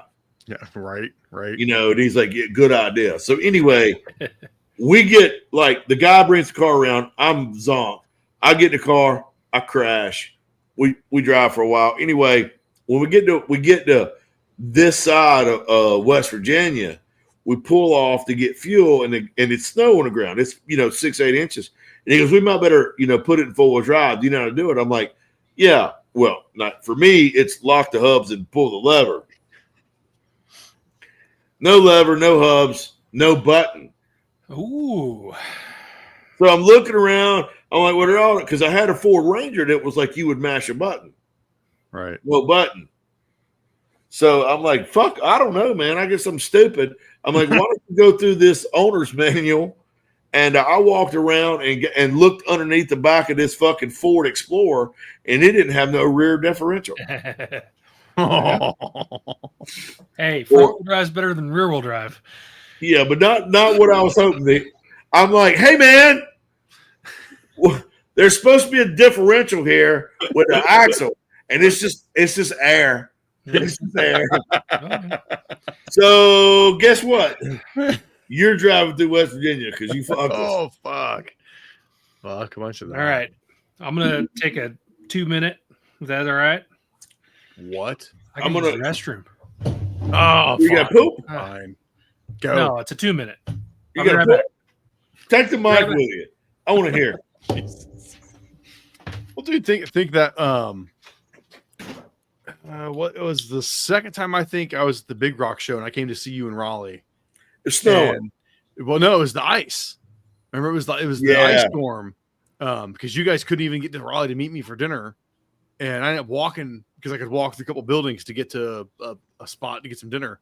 But I remember seeing there was a car driving through downtown, pulling a dude like he was water skiing, but he's in a T-Rex costume, sliding down the icy streets of Raleigh. I was just like, holy fuck, this is something else. Yeah. But I remember I had that Jeep, just Jeep Wrangler two-door 4-wheel drive, and it's like 4-wheel drive doesn't do you dick when it's fucking ice.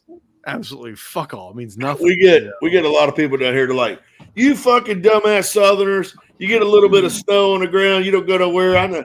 And the next thing you know, everybody's in the ditch. Oh, they don't have a fucking clue how to drive that shit. Like you came down one time and it was snowing, and you helped me with the Inland Advisor. I think that was the first year. I think because I stopped at your place. Yeah, I did because I had more than a day in between shows, and so I stopped at your place, shot some stuff with you, and then drove down to my dad's, stayed the night with my dad, and then went on to Columbia for the Ella Brothers show. So for some reason or another, out of nowhere, that Inland Advisor review, I'll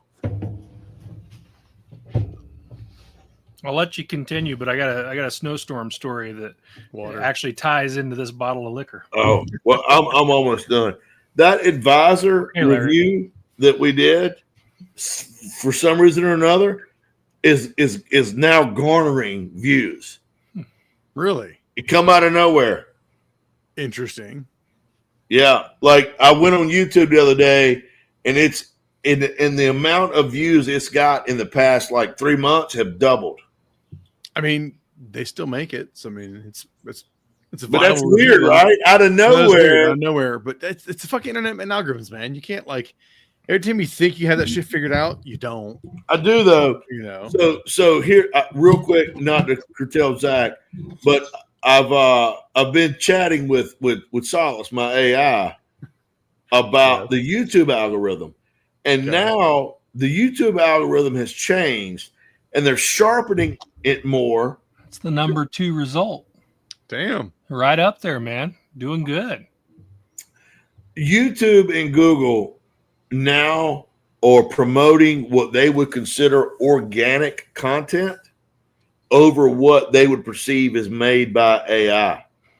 Yeah. So like if you do a YouTube, like, you know, because I do what you're saying is your grasp of the English language is so poor that they know it's not AI. AI's like, listen to this redneck fuck.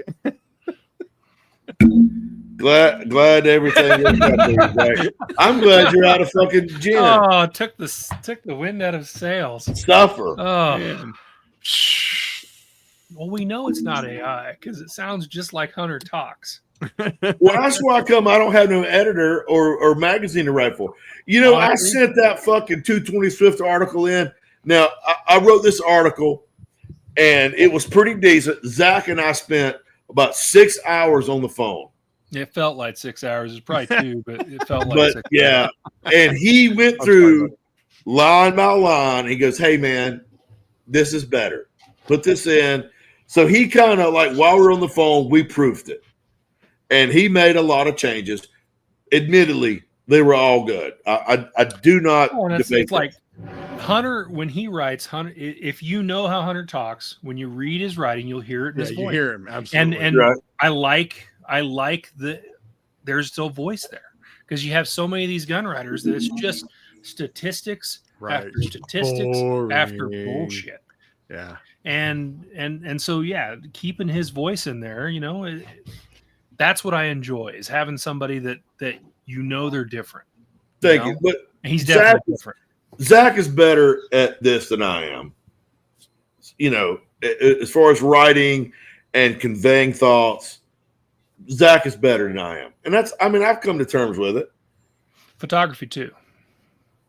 I don't remember saying that. But, you know, I submitted, and it was a fucking amazing article. And I submitted that. I'm not going to call out the magazine. Okay. Because I think that And I submitted that article, and it never got published. When was this? How long ago? Year and a half ago. Year and a half ago. Okay. This past shot, I was at the Skinner site breakfast. I sat across the table from the fucking senior editor of that magazine. And he's like, Hunter Elliott. He's, I had my little SHOT Show badge on. And he's like, I know you. I'm like, oh, yeah. I said, I submitted a 220 Swift article like 6 months ago. And I said, it was fucking amazing. And he goes, oh, yeah, I remember that. I'll tell you what, when you get back, send it to me again. I was like, I'm sorry. I was like, I sent it to you. I heard fucking goose egg, nothing. I said, so I sold it to somebody for about twice of what you promised to pay me. And he's like, oh. I'm like, yeah. So I'm probably too good to write for you, so we're not going to email anymore. Tell us how you really feel, Hunter. Let it out. Got a few where did they touch you? Where did they touch you? I mean, fuck. Well, here's the thing: you get a lot of effort and a lot of emotion wrapped up in some of these things, especially when you're not one of the writers who just crank stuff out. Which there's nothing against them. The guys who can do it all day long, every day. There are some of these guys that I know well that they just crank out articles, and more power to them. They're making a living at it. I'm not. Mm-hmm. So there's something to be said for the guys who can really just produce. There's something to be said about the guys who give a fuck about the craft and the end product, like right. Zach. Well, that you pour your heart and soul in.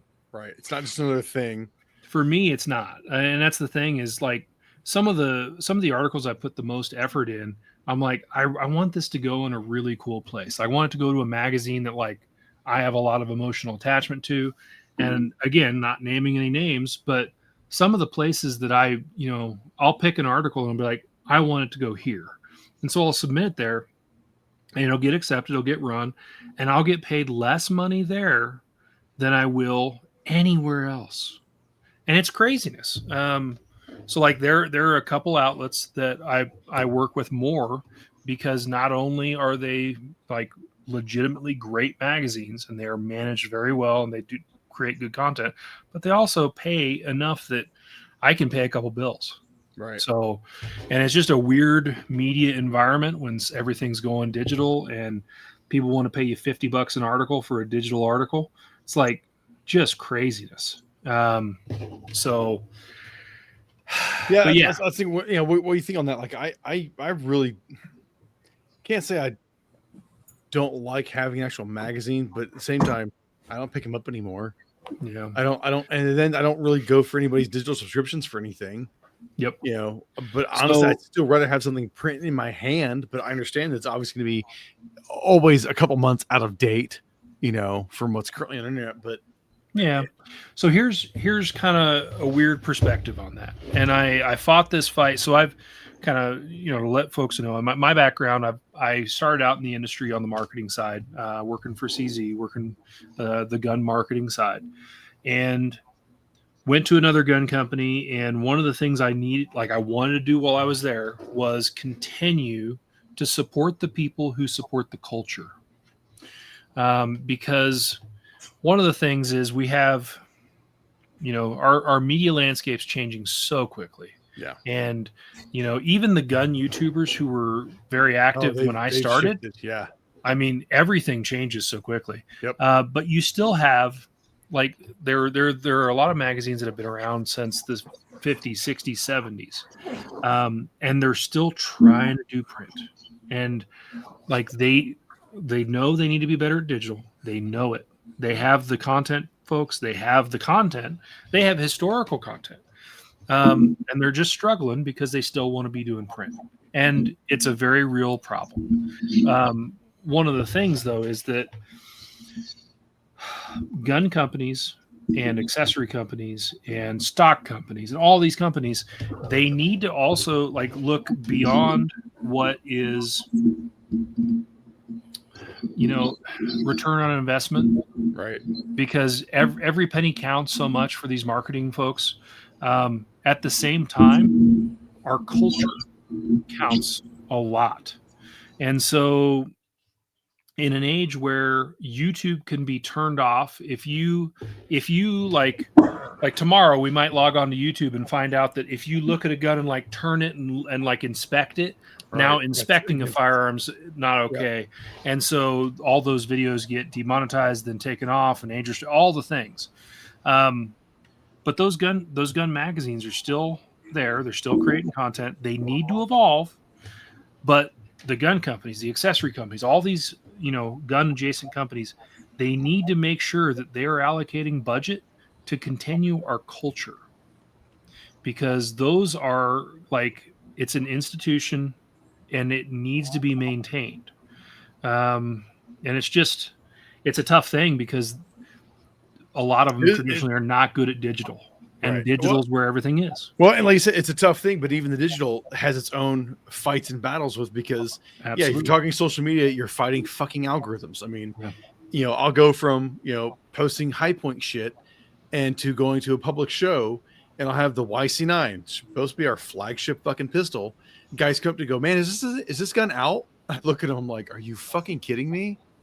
Like, do make multiple posts a week about this gun in particular because it's our flagship gun. I'm like, yeah, it's out. I've gotten out to people doing reviews on it. And like, this gun is out. I'm like, how do you fucking not see this shit? Yeah.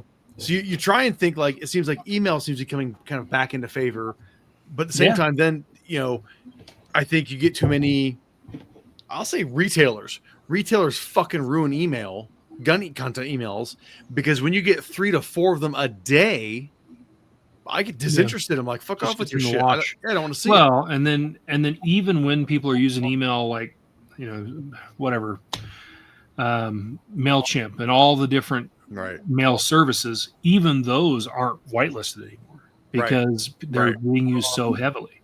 Yep. So, I mean, it's just a tough thing. And I mean, we're going to lose that chunk of culture as these magazines keep, constricting. The pandemic itself was very good for print, because everybody was so tired of just seeing everything online. They wanted to hold something in their hands. Right. So there were a couple years that gave print another lease on life. Yeah. But again, it just prolonged this inevitable, and these companies have got to adapt.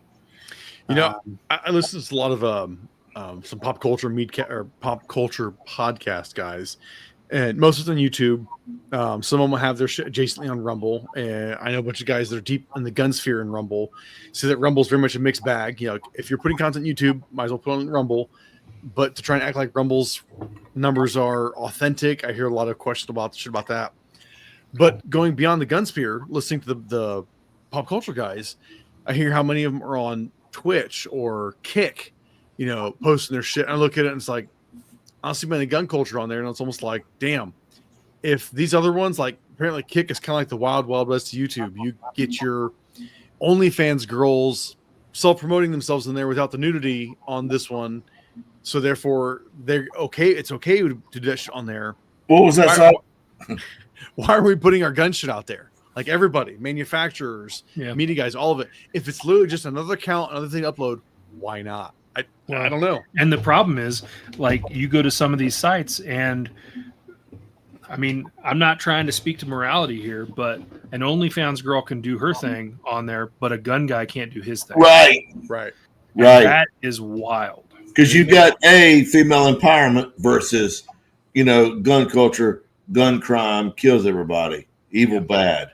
Well, I mean, I think even look at the short stint there. OnlyFans was trying to go non-porn, and yet gun content still couldn't get in there. It was like, fuck you.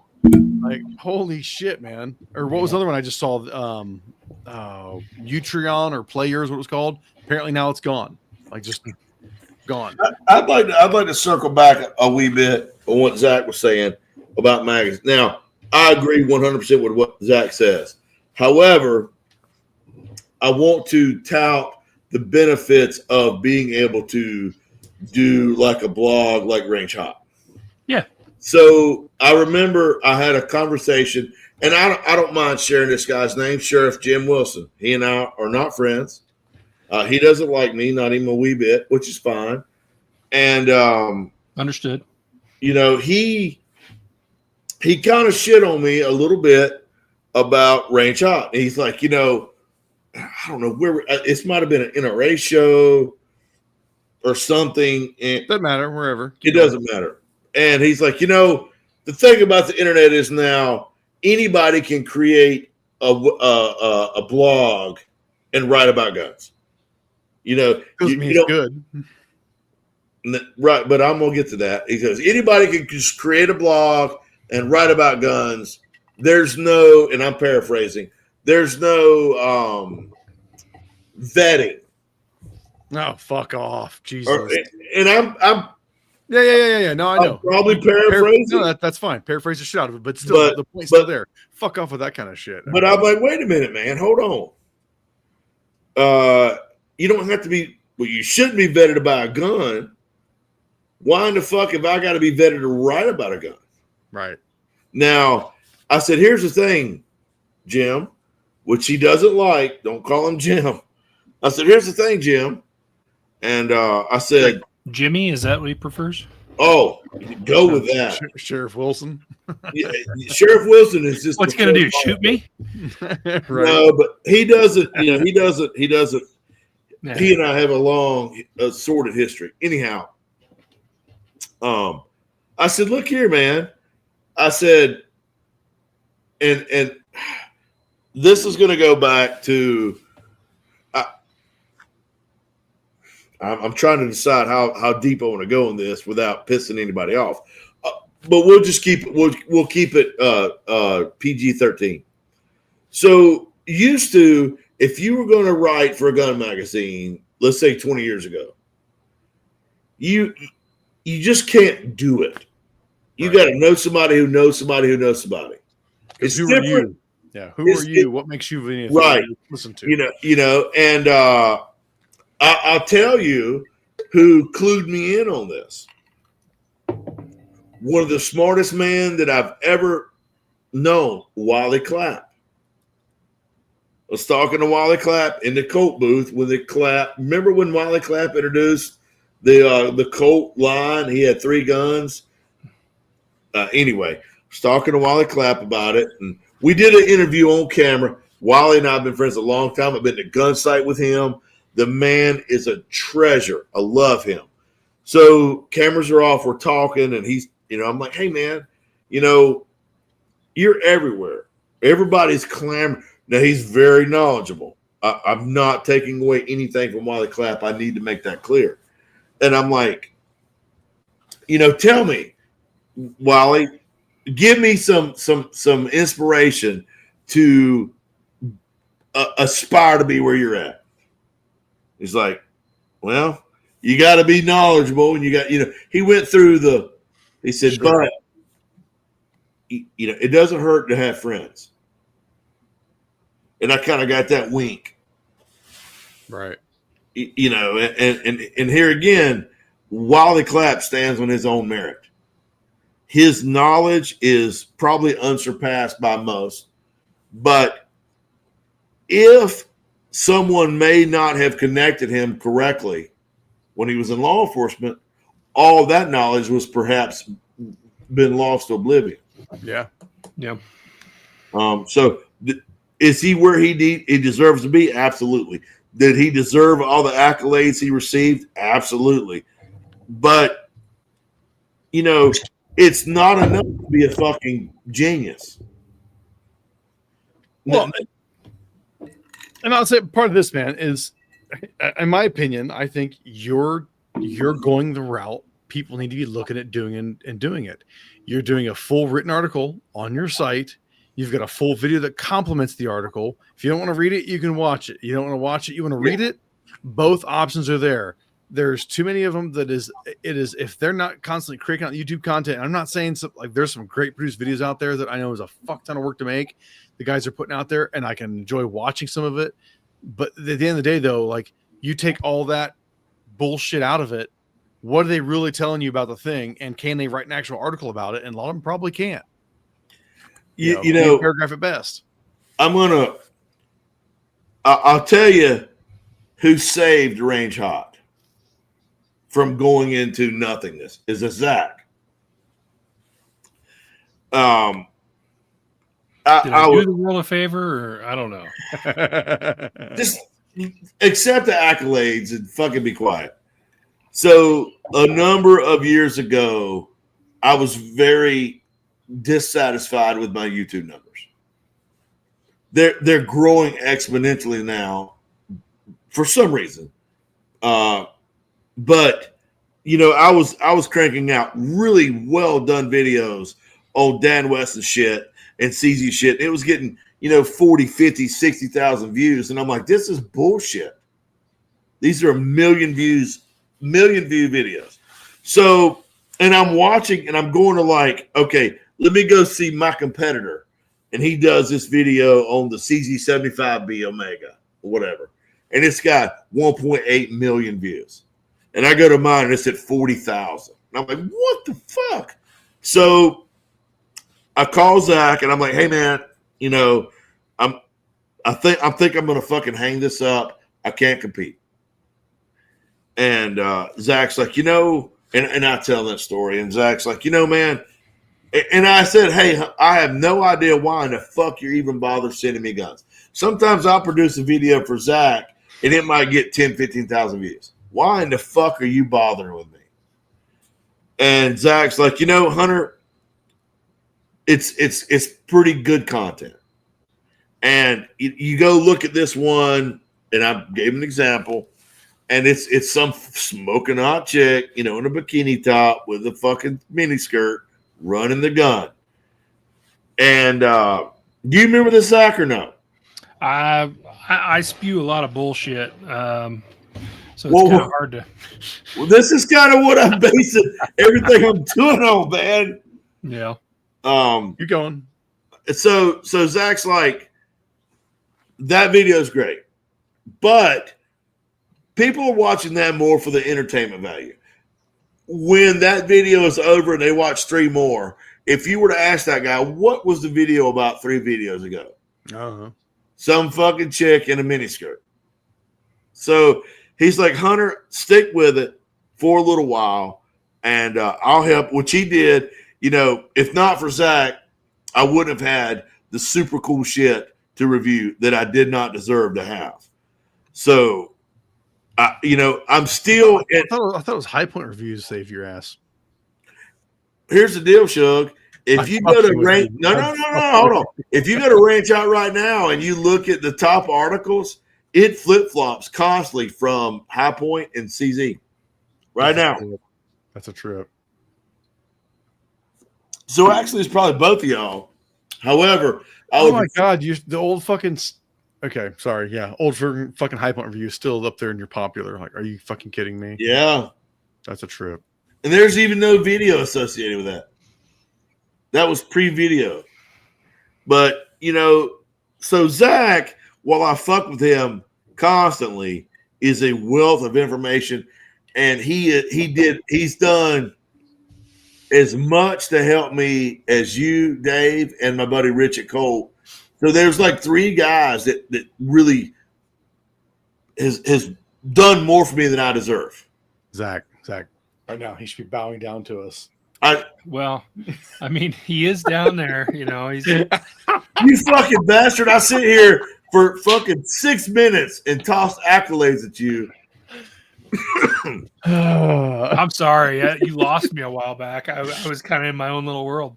Oh my God, that was funny. I'm not even going to bring up when Zach took me to the Czech Republic.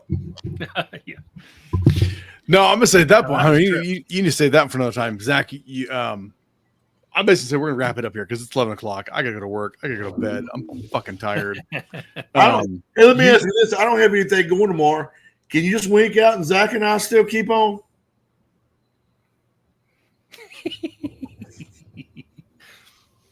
That silence should tell you something. That's a yes. It's almost like he runs the show here. That's weird. Let me right click and Zach, you got to come back on. Obviously, I mean, you know what you're getting into. This isn't the Q&A interviewing of bullshit. It's just hanging out and fucking off for a while. We didn't hear what? Hold on, we didn't hear the African Mamba story.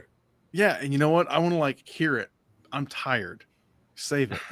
Zach's gonna be back because I want to hear this whole story because you talked the damn thing up and I completely forgot what today you say it. I'm like, oh fuck, yeah, where we're gonna go? It's like, damn it. So dude, it takes like 7 minutes to tell it. I don't think I do it in 7 minutes. It might be have to come back and do it again, but yeah. All right. We'll get you back on so we can hear the Africa story because yeah, Hunter gave me these super short versions. So I know it was very interesting. I know the skinny on it, but the rest of it though, I was kind of like, oh shit, I definitely got to hear this. Yeah, it's one of those things where at this point, so I did marketing for a long time. Nowadays, I'm kind of just chasing the adventure stories. And so, I've had articles in 24 magazines, but, again, I'm not the prolific guy. I'm the guy who's making the story that I really love. And when I put something out, it's something I really enjoy. And so it makes it a lot tougher. Yeah. No, but, for sure. But I got some pretty neat ones. So we'll have to circle back and get that one. This time. We're going to do that sooner than later. Okay. So I guess, Zach, where do people find you? Where do you want them to find you at? So social, I'm at Z_Hein. If you want to find me on Instagram, I kind of being on the gun marketing side of things. I did social for so long and I'm really burnt out. So you're not going to see a whole lot from me. Got a website kind of spotlights some of my photography work and some of the articles that I put out there, foseccreative.com, FOUSEK creative.com. But yeah, I don't know. You'll see me pop up in random places. I have an editor position with Peterson's Hunting. I do off-road articles with them.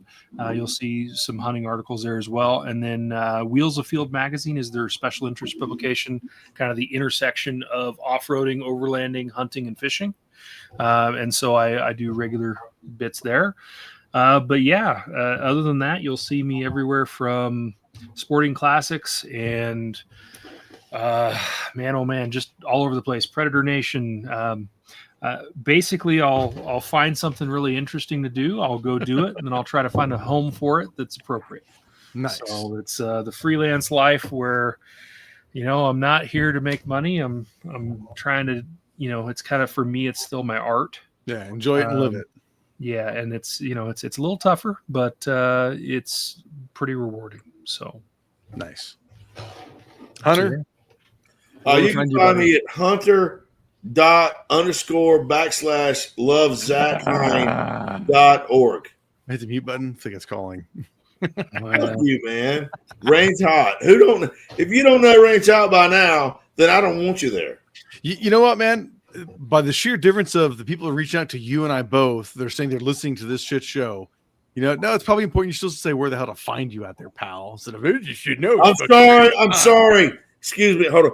Let me straighten my shirt. Nobody said you got to straighten your damn shirt. You can find me at Hunter Elliott. Oh, excuse me. It's rangehot.com, the world's premier Range Hot blog on blogging about blogs, guns too. He's good at this, man. Oh man. You know what? If you can't have fucking fun, then why have it all? Man, that's true. Range Hot, Dickless Wonder. Wow. Okay. So Range Here I am agreeing with him. Got it. And he's insulting me. Where can we find you at, Kawaka 47? Right. Well, Instagram, it's Kawaka 47. Otherwise, Live Fire. Oh, is it the underscore too? Yeah. All right, you need to say that because Zach said it. Ooh, hey. Kawaka_47 is the Instagram handle, so you can find me. Yeah, there you go. Don't be a dick face. I'm helping. I was just being clear and concise and saying what I'm saying. You're being sarcastic. Otherwise, to find me and follow me, livefire-media.com, where you can also find links to everything from Instagram, X, YouTube, Facebook. I guess I have a Twitch account. I haven't done anything with that. And Reddit. That's called a link tree. No, Linktree is a whole other thing. I'm looking at my site. It's all right there, the icons. Are you sure? I haven't screwed with Linktree. Yeah. No, all right, Hunter. Say goodnight, Hunter. Hey, here's another. So I've been really bad about this, and I need to put more content on there. But a lot of times, if I create something that I like that I actually don't have a place that I think is perfect for, I create a website, alwaysafield.com. And so, Oh, you don't have that logo, Send me that. do Send me you? that. Zach, do you have the logo handy? I can I Google think it. We've talked about this under the logo. I know of that. Yeah, hold on. Just stand by for a minute, Dave. Fuck. This logo is amazing. I don't know about that. I'm not asking for feedback. Just come up with something. Yeah, I don't know if it's that great, but Look. it is what it is. Yeah. That's fucking super cool, man. Yeah, no, that's cool. Yeah. Well, That's dope. but yeah, I've got some articles that I've done for Clay Shooting USA. I've got some that are just their own. Like I got to go to Turkey and tour shotgun factories there and see the amount of craftsmanship they're still doing that modern firearms manufacturers aren't doing. So there's some interesting stuff there. Here, let's go. Just real quickly. Bam. There we go. Yeah, hit all articles real quick. So there aren't a whole lot there. I just need to post more, but yeah, you'll see that I'm very much a shotgun guy. Ooh, I love that side by side to the right. Yep, that's a side by side rifle. It was built for a Maharaja in India. Oh shit! Wow, what caliber? It was 30 Sherwood. 30 The Sherwood. Fuck is that? Yeah, weird ass cartridge. It was That's it old was shit. Yeah, it was built to basically shoot deer in England. And so because they had a lot of it, it's the perfect training side by side rifle. So if you're needing to get proficient with a double rifle, that'd be a pretty good one. And it was for sale at Safari Club International. And so, yeah, if you wanted to read more about that, it's just a really, really cool gun.